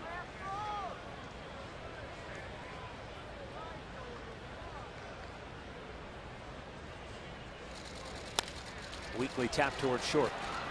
Ramirez has to hurry. Guns it to first, and he got him. Boy, he did not have a moment to spare, did he? That's the kind of pressure that this kid puts on you. I mean, even though if he doesn't hit it hard, he's got a chance to beat it out. He comes running in, and he's got to get rid of it. He realizes who's running. He gets down the line every time.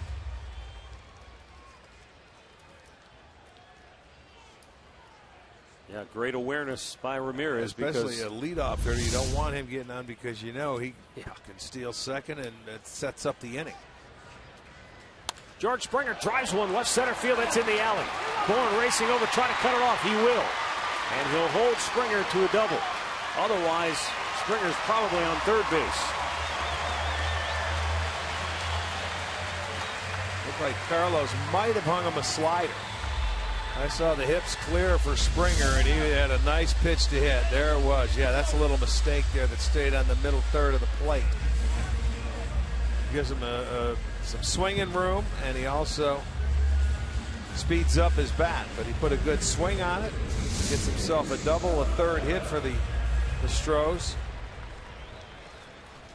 Now Luis Valbuena. Before that at bat, Springer, Valbuena, and Gaddis, the 2, 3, and 4 hitters, were combined 0 for 6 with 6 strikeouts.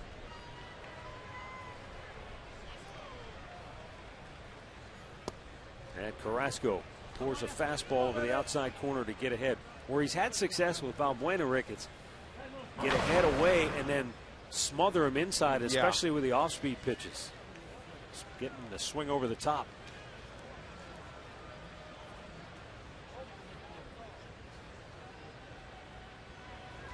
Well, he has a big hole in the inside part of that plate. You can see where he hits from that open stance. So to help him clear the hips a little bit, but he'll swing and he'll go off the plate with strikes. He doesn't take them and try to get into hitters' counts. He gets aggressive in there. So the breaking ball, he goes swinging. Kluber attacked him in there with the cutter the other night. Yeah, now he shouldn't get a pitch to hit for a while. And the 0-2. Fastball foul away. Had a pretty good pitch. Except it was at about 95, 96.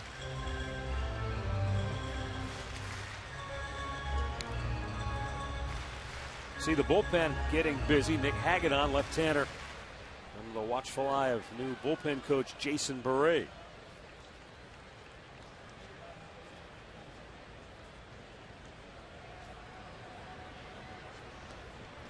Again, the 0-2. Bounced it in there, and a great job by Gomes to block it. Called the changeup. So you just throw your body down on it. Keep it in front. Keep Springer on second base. A nice job by Gomes.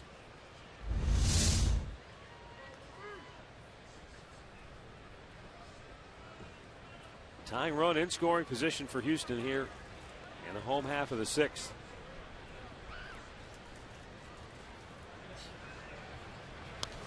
And again, back out of play. Valbuena staying alive.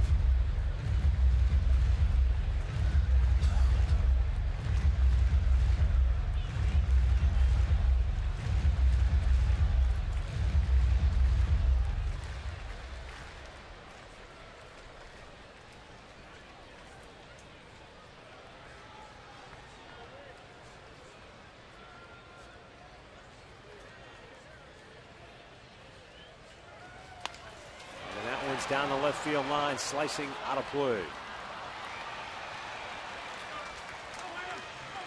So again, it stays a ball and 2 strikes.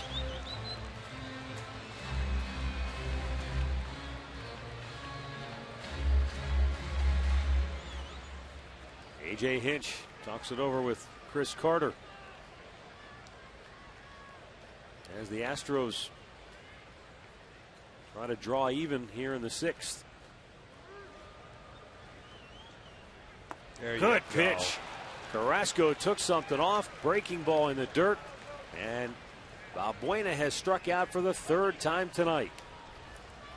And that's an excellent location. He gave him a little swinging room the last couple of pitches, and he says, no, let's go bury you. Gomes calls that slider on the inside part of the plate and throws it out of the zone, getting him to swing after it. Time now for the Buick stat of the game, Rick. And as you look back on Corey Kluber from Monday, the no-hitter through 5 2/3 may not seem like a big deal, but you realize no Indian starter has gone that deep on opening day with a no-hit bid since Bob Feller did it in 1940. Huh.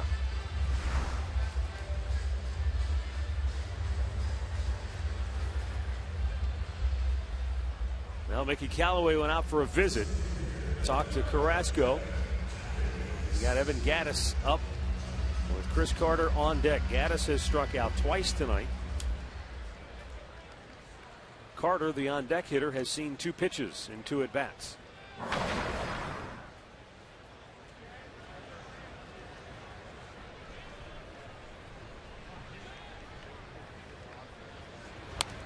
This guy, he gets after it. He takes a healthy cut, boy. You know, he's wide. It doesn't look like he has much of a stride, and he gets those big, strong arms, and once he lets it go, he swings hard. He's one of those guys who looks like he could break the bat on his follow-through. He probably could, like Glenn Braggs used to do. This guy, I'm telling you, he doesn't take much of a stride. He just shifts that weight, but he's so strong. Slider away, maybe. Backed up on him. Yeah, it did. It's 0-2. Did you see the way Gomes caught that awkwardly? That ball had a lot of weird movement. Well, you see, he's sitting away, and it's a backup slider. This one gets in, and he caught it in the heel of that glove. He was lucky to catch it because he's sitting away with it. It's like in golf. That's a good miss. Yeah, it's a great miss. Trying to get out of the inning. The 0-2. Swing and a miss. He struck him out. Carrasco with his 9th strikeout of the night. And all 9 have been swinging.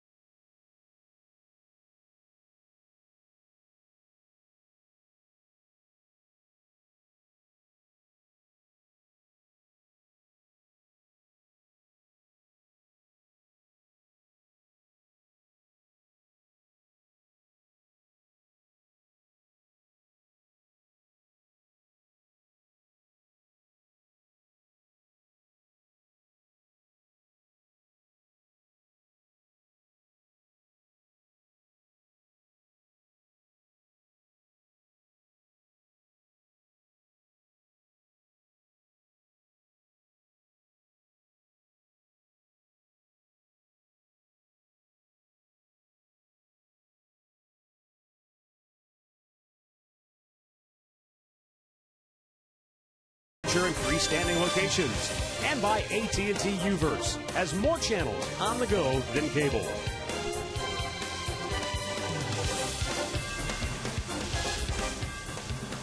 Carlos Carrasco all smiles. He should be all smiles.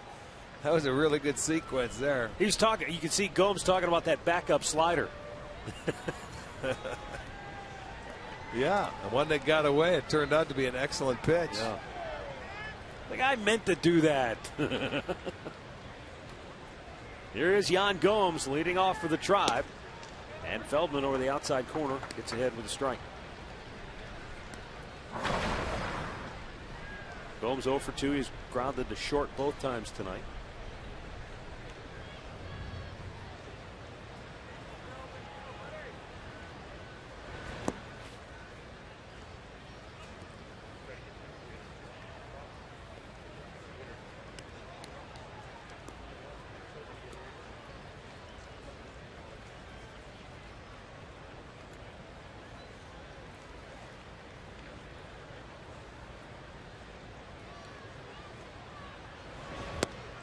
Took something off big, curveball. And Gomes down on the count 1-2. Lefty righty up in the Astros bullpen. Left-hander's Pat Neshek. You saw him for years with the Twins.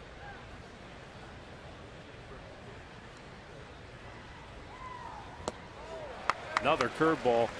Just that slow, tantalizing hook. 5th strikeout for Feldman. As As promised earlier, it's Miller time, brought to you by Miller Lite. On this date, 1975. Is that 40 years already? Yes, it is. 40 years ago. Frank Robinson, baseball's first African-American manager, player manager, wasn't going to put himself in the starting lineup, but our buddy Mike Segge's father, Phil Segge, was the general manager at the time. Talked him into talked him in. You got to put yourself in the lineup. He did, and what happens? Home run. How exciting was that? Against the Yankees. Thought it was interesting. Sandy Alomar's father was the starting second baseman for New York that day. Yeah.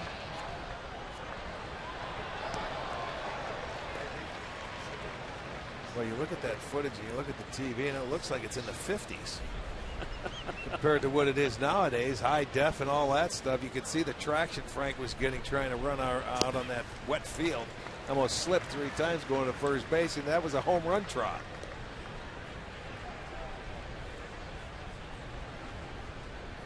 There's Michael Murphy. Yeah. David Murphy's dad.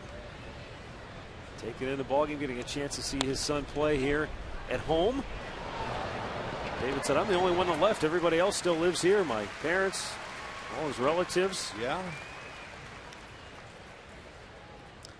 Our T-Mobile game changer, Frank Robinson, as you take a look. Homered off Doc Medit. Was it Medich or Medic? Doc Medich? Medich. I think Medic would have been better. Doc Medic, you know. Well, he did save somebody in the stands one time. Saved their life of a heart attack, believe it or not. Well, it's time now for our call to the bullpen. Brought to you by the Cleveland Clinic. And we've got the left-hander coming in when we come back.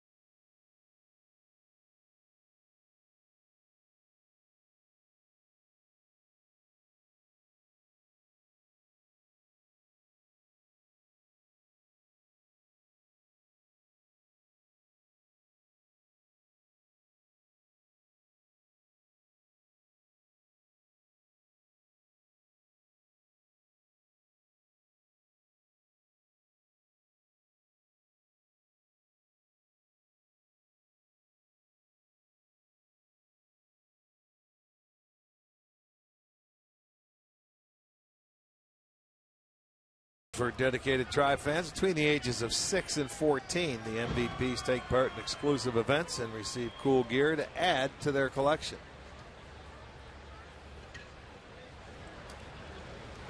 Lonnie Chisenhall facing Joe Thatcher takes a called strike.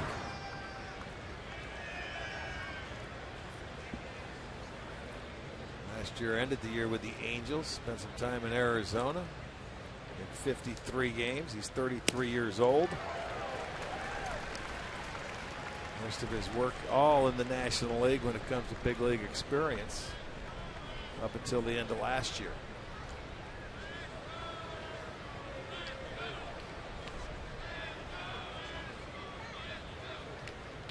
Thatcher ahead quickly with 2 quick strikes, and Lonnie goes down swinging.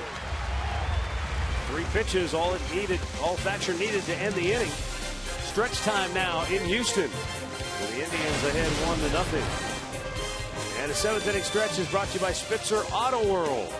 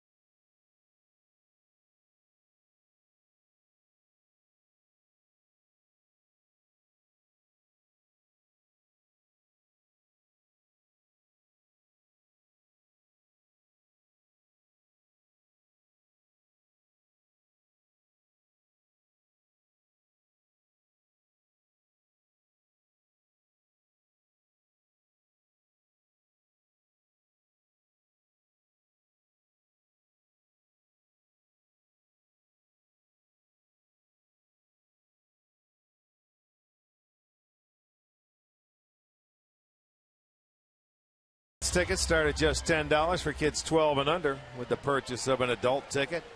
The kids tickets are located in the new family deck out at Progressive Field, home to the expanded kids clubhouse. Go to Indians.com. Carlos Carrasco comes back out here for the 7th inning. Indians bullpen busy behind him. Hagedorn continues to throw from the left side. Brian Shaw up from the right side. Carter swings and fouls it back. Boy, you talk about aggressive. He's channeling his inner Jose Altuve. Yeah, well, he has swung at the first pitch all 3 times tonight. The big man knows he doesn't want Carrasco to get to that slider. You know what I mean? He wants to get after his fastball and not give him a chance to put him away. He will strike out a lot or chase some pitches out of the zone. Fastball in the dirt, 1-1.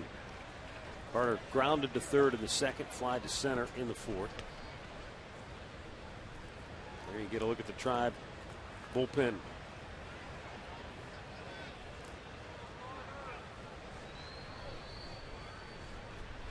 That fastball fouled away. Actually, that was a changeup.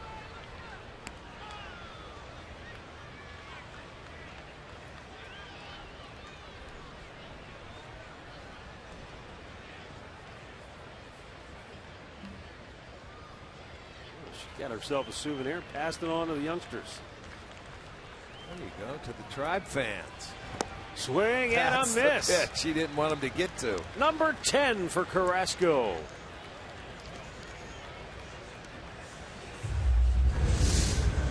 Don't let him get to the slider. He's been trying to do it because that's what happens when he does. It's awfully tough to hit that pitch. A great pitch down and away. Carrasco with his 10th strikeout, and it looks like his evening is over. And what a day it was. 6 1/3 shutout innings for Carlos Carrasco with 10 strikeouts here tonight. We got a timeout as Nick Hagedorn is coming on when we come back.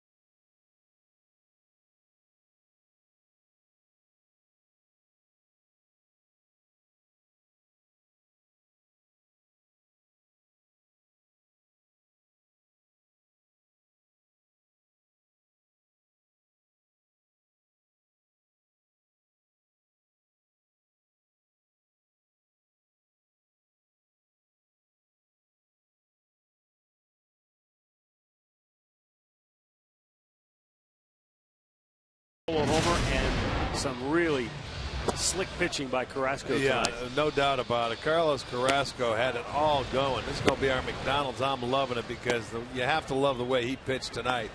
He had a great slider, nice changeup, mix up some high riding fastballs, beautiful sliders, 10 punch outs, 6 1/3, just 3 hits and 1 walk. So another great start here. So he, in his 3 starts against him in his career, he's done terrific. He's had 30 strikeouts and 4 walks. I don't think they want to see any more of him. Now Nick Hagedorn buzzes one up and in on Jason Castro, who has walked and singled tonight. Castro's single should have an asterisk next to it only because it was a bouncer up the middle that Jose Ramirez was poised to make an easy play on. He was right behind the second base bag and the ball hit the bag, and Karam away from Ramirez and allowed Castro to reach. Good boy, JC. Hagedorn falls behind quickly, 2-0.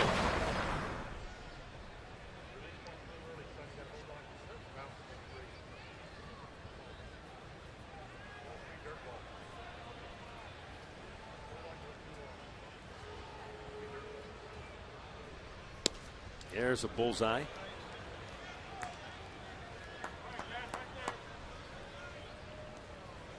Big left-hander has great stuff, as they say. Got a very good fastball.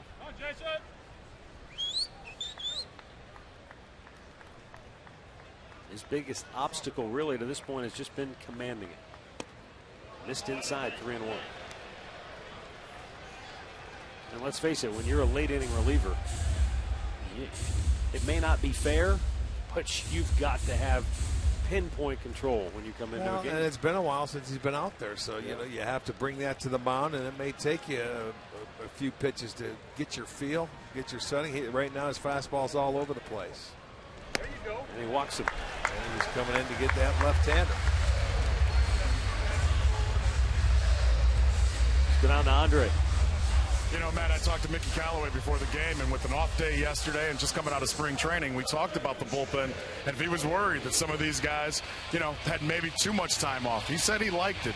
He said he wanted these guys to kind of refresh themselves after spring training, and he was hoping that there would be no rust. Now he's coming out now to talk to Hagedorn. It'll be interesting to see if they keep him in here. But he said he wanted them to have a rest because he says it's a long season, and he wanted them to enjoy getting their arms back to how they felt at the beginning of spring training. Yeah, you understand that, where you want to get them a little time off, but these guys are programmed, you know, to go out there on a basis and throw strikes. And Hagedorn just right now, it's going to take a hitter or two to get used to it. There's a fine line, as we've come to know, when it, you know, with regards to managing a bullpen between rest and working too much. Yeah. And, you know, if the guy gets too much time off, then he doesn't have his command. If you pitch him too much, then he's gassed and he just doesn't have it. Tired arm, right. So it's a balancing act. Nobody runs it better than this guy here. I mean, Terry and Mickey and Kevin Cash last year when he was in the bullpen, they had such a good feel for each guy and how to use them. Well, it's starting out, and right now, early in the year, you will see ineffectiveness because, you know, when they get time off, they have to find it and stay programmed. Well, here's Jed Lowry, switch hitter, batting from the right side for the first time tonight. And a boy. And it's ball one.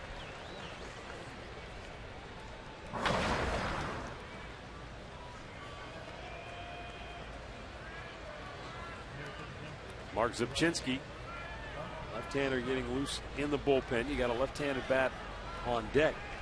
Dan Colby Rasmus.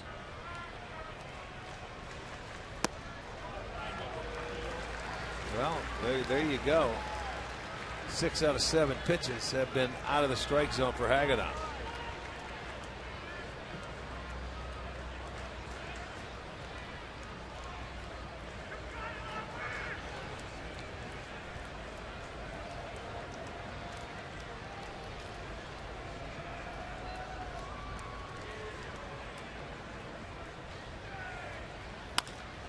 Swings 2-0 and fouls it up the third baseline.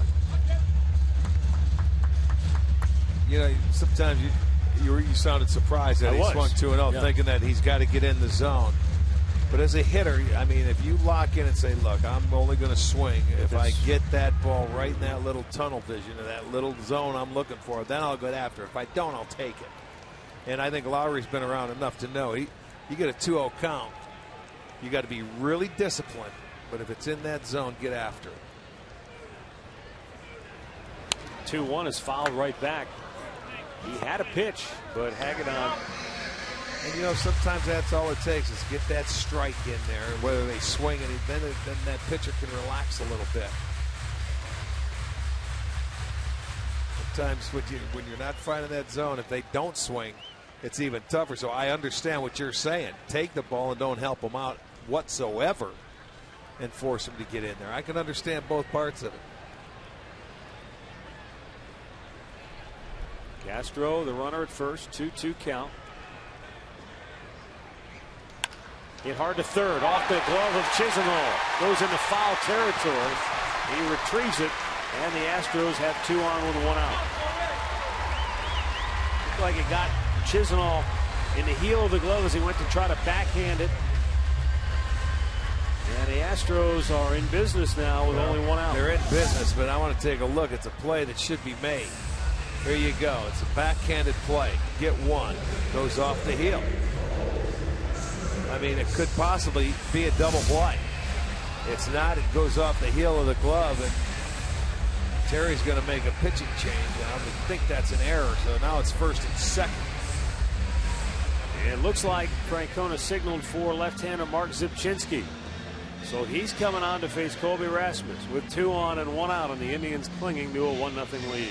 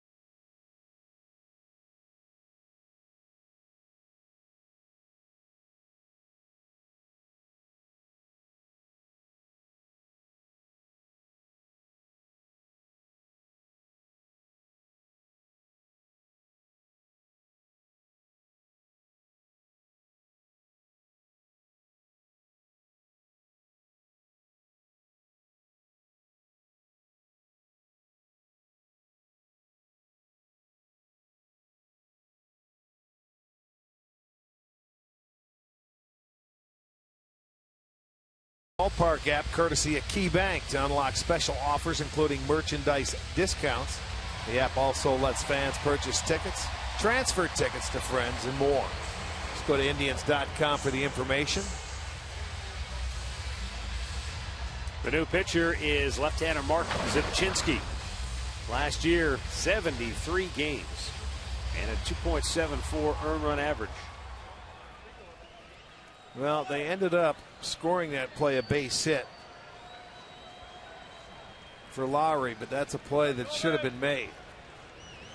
Could have had a double play, if not at least one. It was not. So now they're in a little deep hot water here, first and second, 1 out. First ball swinging, Rasmus goes to Kipnis, Kipnis to Ramirez, back to Santana, ending, double play. Zipchinski makes quick work of the Astros, answering the bell. Oh, big relief for the Tribe. They lead it 1-0.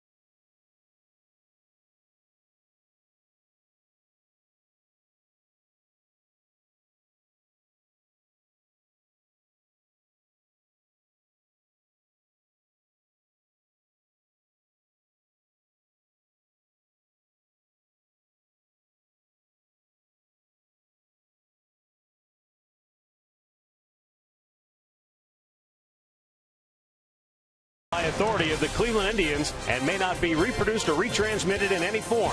And the accounts and descriptions of this game may not be disseminated without the express written consent of the Cleveland Indians.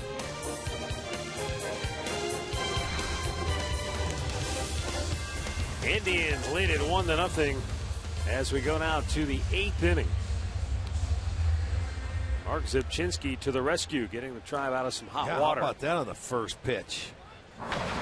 Pat Neshek comes on now for the Astros. Last year, look at what he did with the Cardinals. He was dynamite. Well, and this is the help that the Astros bullpen needed after last year.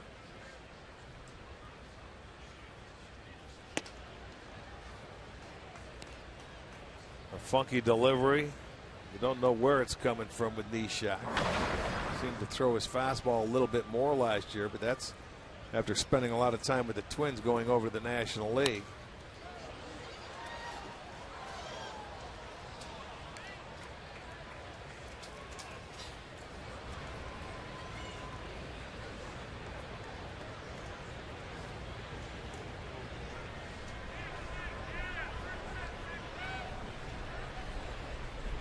Mike Aviles picked up a base hit in the 5th inning, and he drives one to deep left field. Colby Rasmus gonna watch this one sail out of here. Oh boy, deep into the lower deck, into the Crawford boxes for Mike Aviles. The Indians' second solo homer of the night, and they lead it 2-0. The guy that wasn't even supposed to start tonight's game has 2 of the 6 Indian hits. And tacks on an insurance run right there, and he hammered that one. Watch that. Ooh, there's a breaking ball. Look at Neshek upset with himself. He left that breaking ball spinning.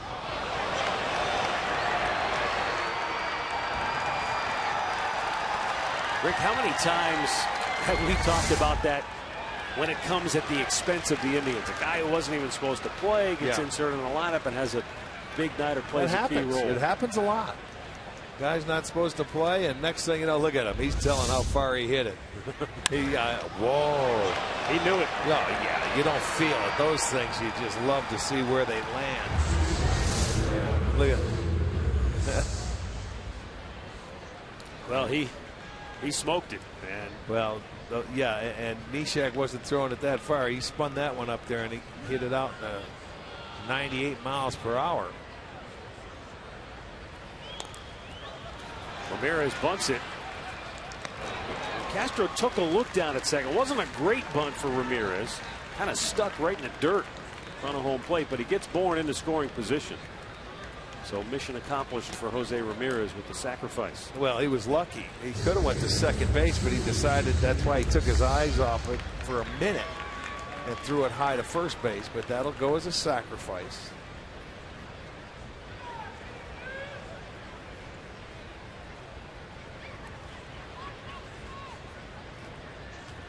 You know, one last note on the home run by Aviles.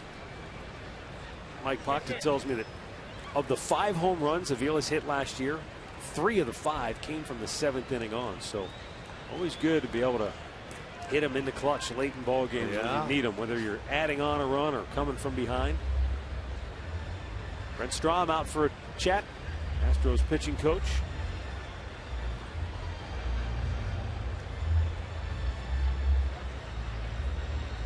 I think the Astros bullpen is quiet at the moment. Looks like it, yeah. Time for the Hyundai in-game box score, and for the Indians, the solo homer by Santana, solo shot by Aviles. Mike also with a base hit tonight. Singles by Murphy. Kipnis has a pair, and also Michael Bourne now in the box score with a knock.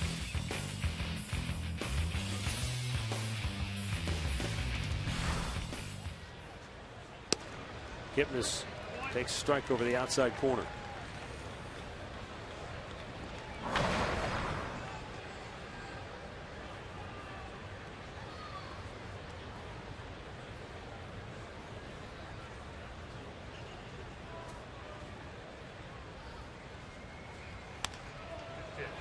Popped him up on the infield. Valbuena calling for it. 2 down. Here's our Yellowwood bringing the lumber. Carlos Santana brought it earlier. On this his 29th birthday.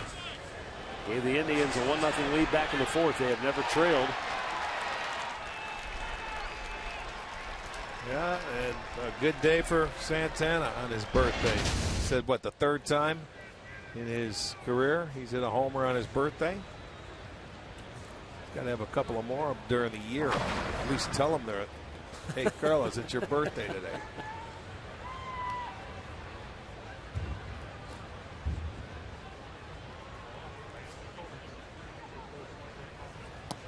Just off the plate.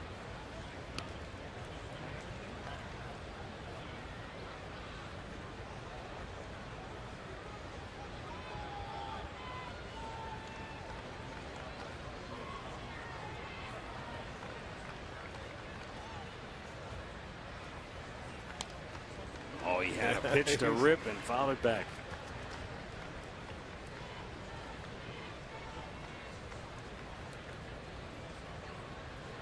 Two runs on 7 hits, no errors, 4 left for Cleveland. No runs, 4 hits, no errors, 5 left for the Astros.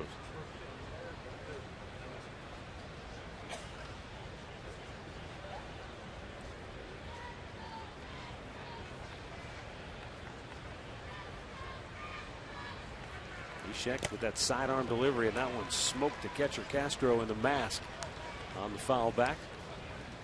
A little readjustment.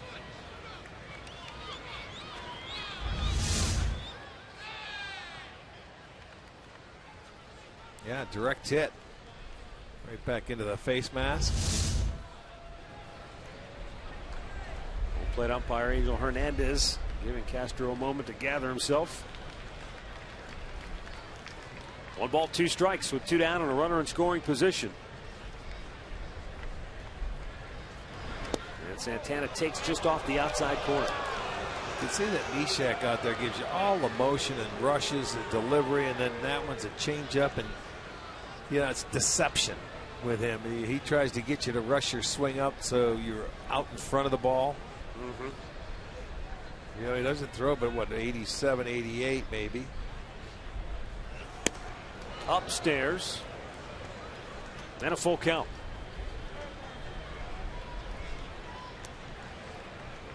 You almost expect him to throw an empty hand and the ball to come flipping out of his shoulder from behind Well, somehow. that was the show pitch right there. The fastball up there. He's not going to give Santana another one to hit, I wouldn't think.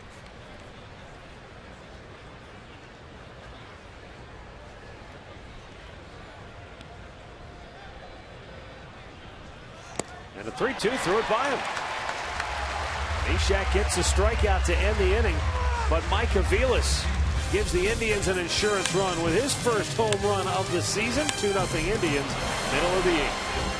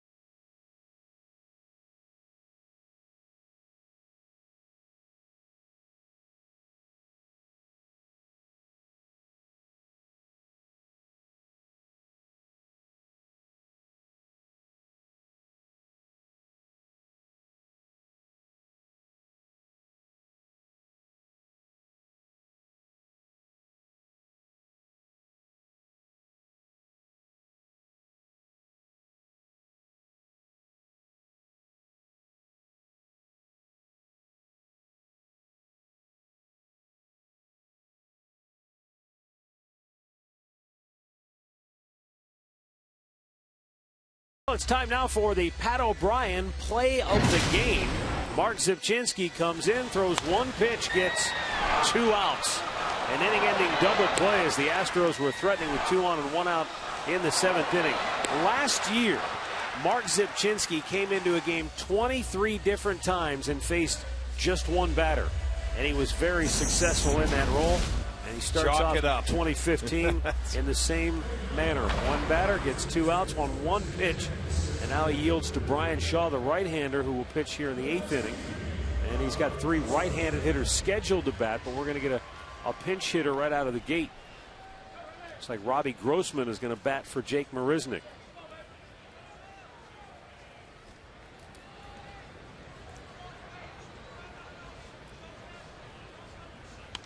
And a foul right back.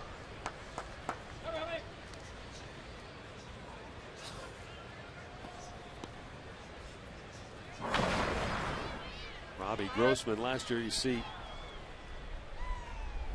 a .233 clip.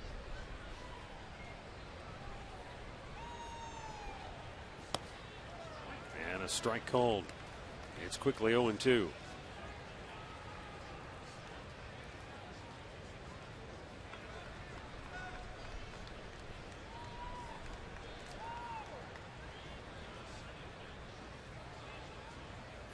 Shaw shoots the fastball up and away. On the bench for the Astros, after Grossman, they still have 3 switch hitters available. Jonathan Villar, Marwin Gonzalez, and Hank Conger, in addition to Grossman. So they've got 4 switch hitters on the bench. Boy, Brian Shaw makes quick work of Grossman, striking him out 1 away.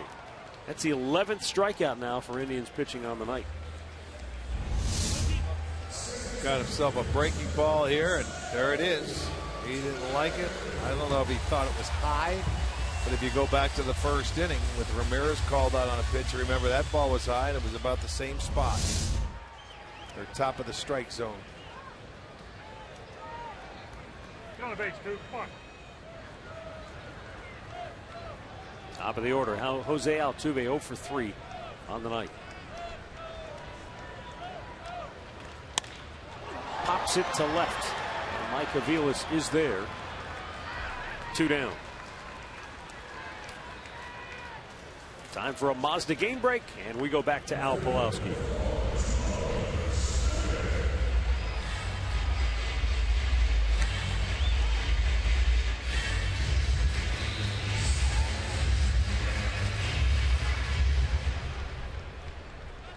Well, good for Frenchie, one of the really good guys in the game. We, of course, enjoyed having him last year with the Indians in camp back in Goodyear.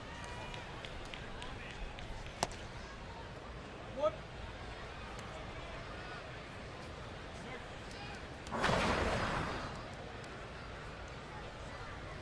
2 down for George Springer, who doubled his last time up.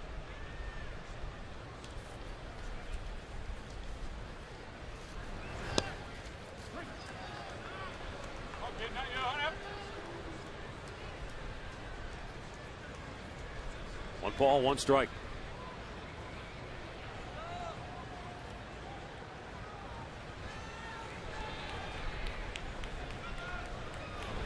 So far, Brian Shaw doesn't look anything like the guy we saw pitching in spring training, and that's a good thing.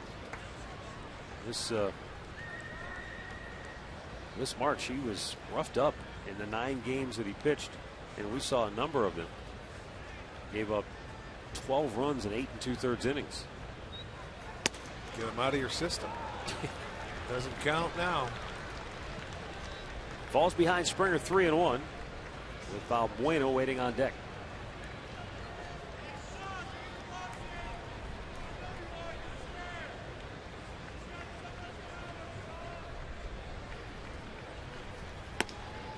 Missed up high. A 2-out walk. I'll bring up Luis Balbuena.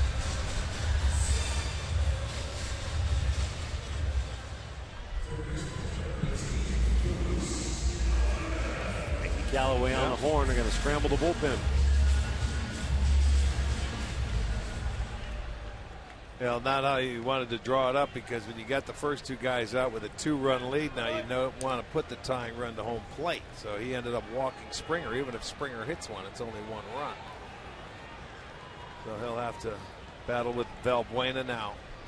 Indians closer Cody Allen begins to loosen.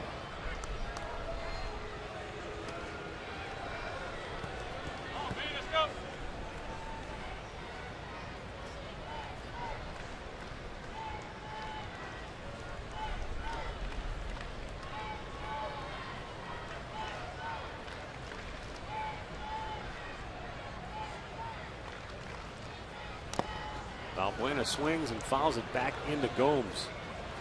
Not sure where that caught him, but somewhere where he doesn't have padding.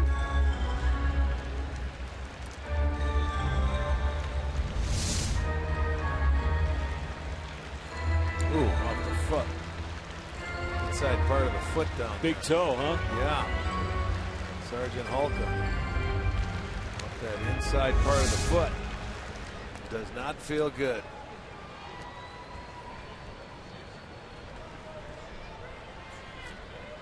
Yeah, he's trying to readjust and see if he can't get a little help. A little tender when you got to go put some pressure and your weight on your foot after just getting smoked on a foul tip.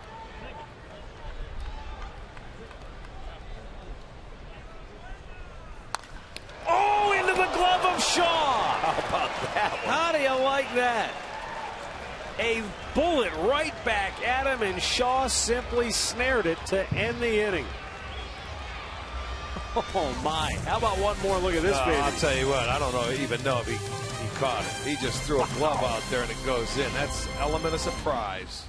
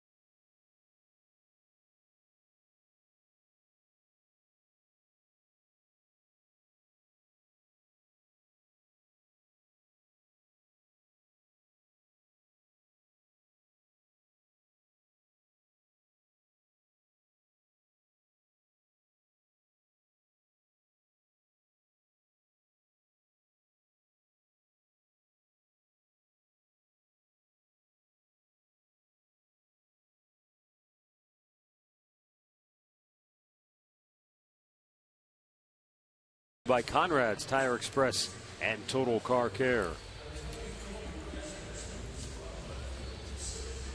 It's going to take another look at how the bottom of the 8th ended. He got out of the way. He was on the side. Almost tore his glove there. off. Yeah, it did. Well, I mean, that ball, it catches you. You don't catch it. And there you go. Yeah, it's okay. Look at it. You're right. He's telling him it almost did. And Michael says, well, here, have a cold drink and sit down. Nice job. You got the out. Your job is done. Yes. Well, Brandon Moss going to lead off the 9th now for Cleveland, up 2-0. Will Harris, right-hander, on for Houston. Moss takes a strike. Harris making his 2nd career opening day roster after he started last year with Arizona.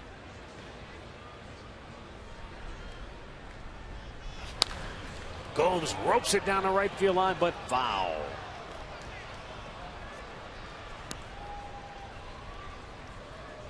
Defensively now, Robbie Grossman, after pinch hitting for Colby Rasmus, stays in the game in the left field. Or actually, he pinch hit for Marisnick. And so Rasmus moves over to center. Gomes swinging a miss. He strikes out. One away. Or, excuse me, Brandon Moss with his second strikeout tonight. One down here in the ninth. Now Yan Gomes, who is 0 for 3.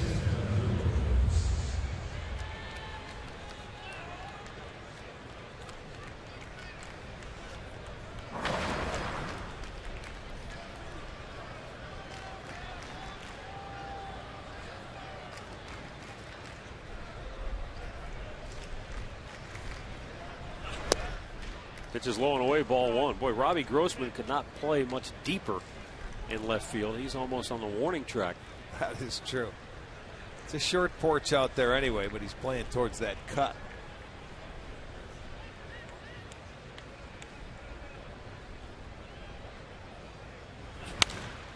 High fly ball over near the line and right.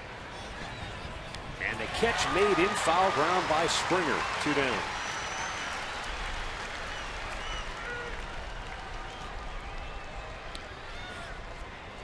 Looking back at our keys to the game, brought to you by Wayside Furniture. Well, Scott Feldman gave up 4 hits to the left-handed batters. One of those hits left the yard off the bat of Carlos Santana. And Carlos Carrasco was exceptional. 10 strikeouts. And for Carrasco, he has 4 career 10 strikeout games. All 4 have come since September 1st of last year. Wow.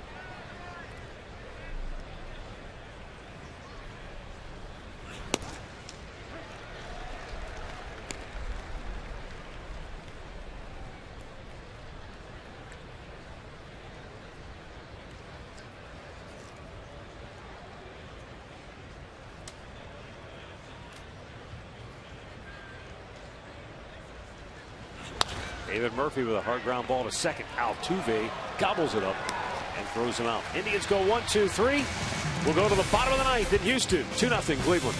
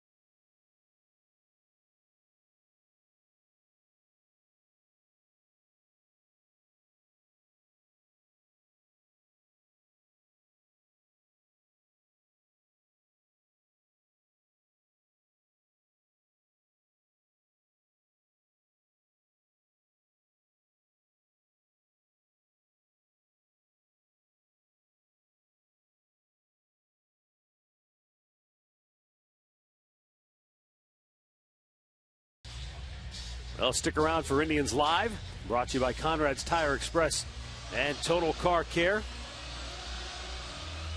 Al and Jensen will be along to analyze this one. And it's been a very good ball game, much like the game we saw on opening night here in Houston, except the score's in reverse. And hopefully the Indians can hold on and make it stand up now that Cody Allen has come on, looking for his first save of the year. Yeah, Cody, 76 appearances last year. 24 out of 28 save opportunities. The Indians scoring on the long ball tonight. A couple of solo home runs. They've been able to hold down this Houston offense. They only have 4 hits. They had 3 hits opening night.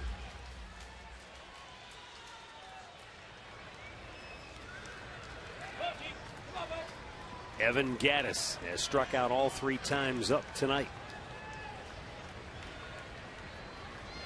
And Cody Allen dots the outside corner at the knees with a fastball. That's what makes it nowadays tough, is when you come in and you see here comes your closer. Boom, first pitch, 94 at the knees. And then he comes with an off-speed pitch, and Evan Gattis's head's probably spinning right now. Well, yeah, he's never faced this team before, really. You want to see what some of these guys have, and they come out, and the next thing you know, you're hitting out of an 0-2 hole. Oh, struck him out with another wicked off-speed pitch. Yeah, you want to talk about overmatched right there. That's a tough day for him. He just added to it. That's strikeout number 4 for Gattis, and on 3 nasty pitches by Cody Allen. A heater down and away and a couple of sliders. You're going to take a walk back. 1/3 of the Astros team strikeouts tonight belong courtesy of Evan Gattis. Chris Carter struck out once back in the 7th inning, and he fouls the first pitch back. Speaking of strikeouts, Court Berry trip back in Cleveland, staying up late, crunching the numbers, tells us it's the 7th time in the last 15 seasons that the Indians have had a 10 strikeout game by a pitcher in the month of April. I thought Court would be in bed by now. Swing and a miss. He blew it right by him. Corey Kluber did it last year. So did Danny Salazar. The others to do it: Justin Masterson, CC Sabathia twice, and Bartolo Colon. Popped him up. Playable here for Santana. Straddling the line near the bag. In fair ground, makes the put out 2 down.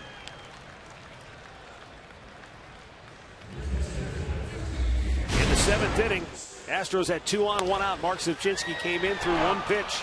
Got an inning-ending double play. That really turned it over. I mean, that a lot of smiles in that dugout. You can see Carrasco, and then what's the leadoff hitter do? Aviles comes out and tacks on another run. So that's a big swing, man, in a matter of 2 pitches. You know, they were leading 1-0. It looked like the game could be tied. They get the double play ball and then add on to it. Drops a breaking ball over for strike 1 to Jason Castro, who has walked twice and singled tonight. Doesn't look like any rust on Cody, does it? Not at all.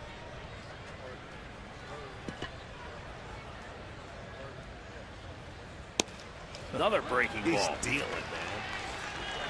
What? He's 8 for 8, right? 8 pitches, 8 strikes. You are correct, sir.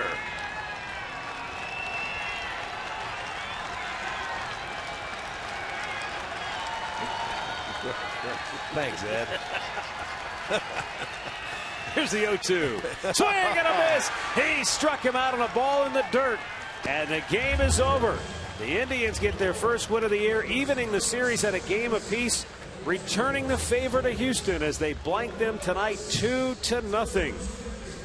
Carlos Carrasco gets the win. Cody Allen, his first save.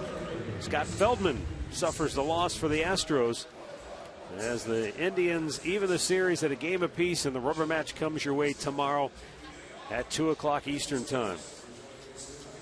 Well, we've had 2 really well-pitched games to start this series here in Houston. And the Indians had a couple of long balls tonight off the bat of Carlos Santana and Mike Aviles. And then the Tribe staff made it stand up: Carrasco, Hagedorn, Zipchinski, Shaw, and Allen.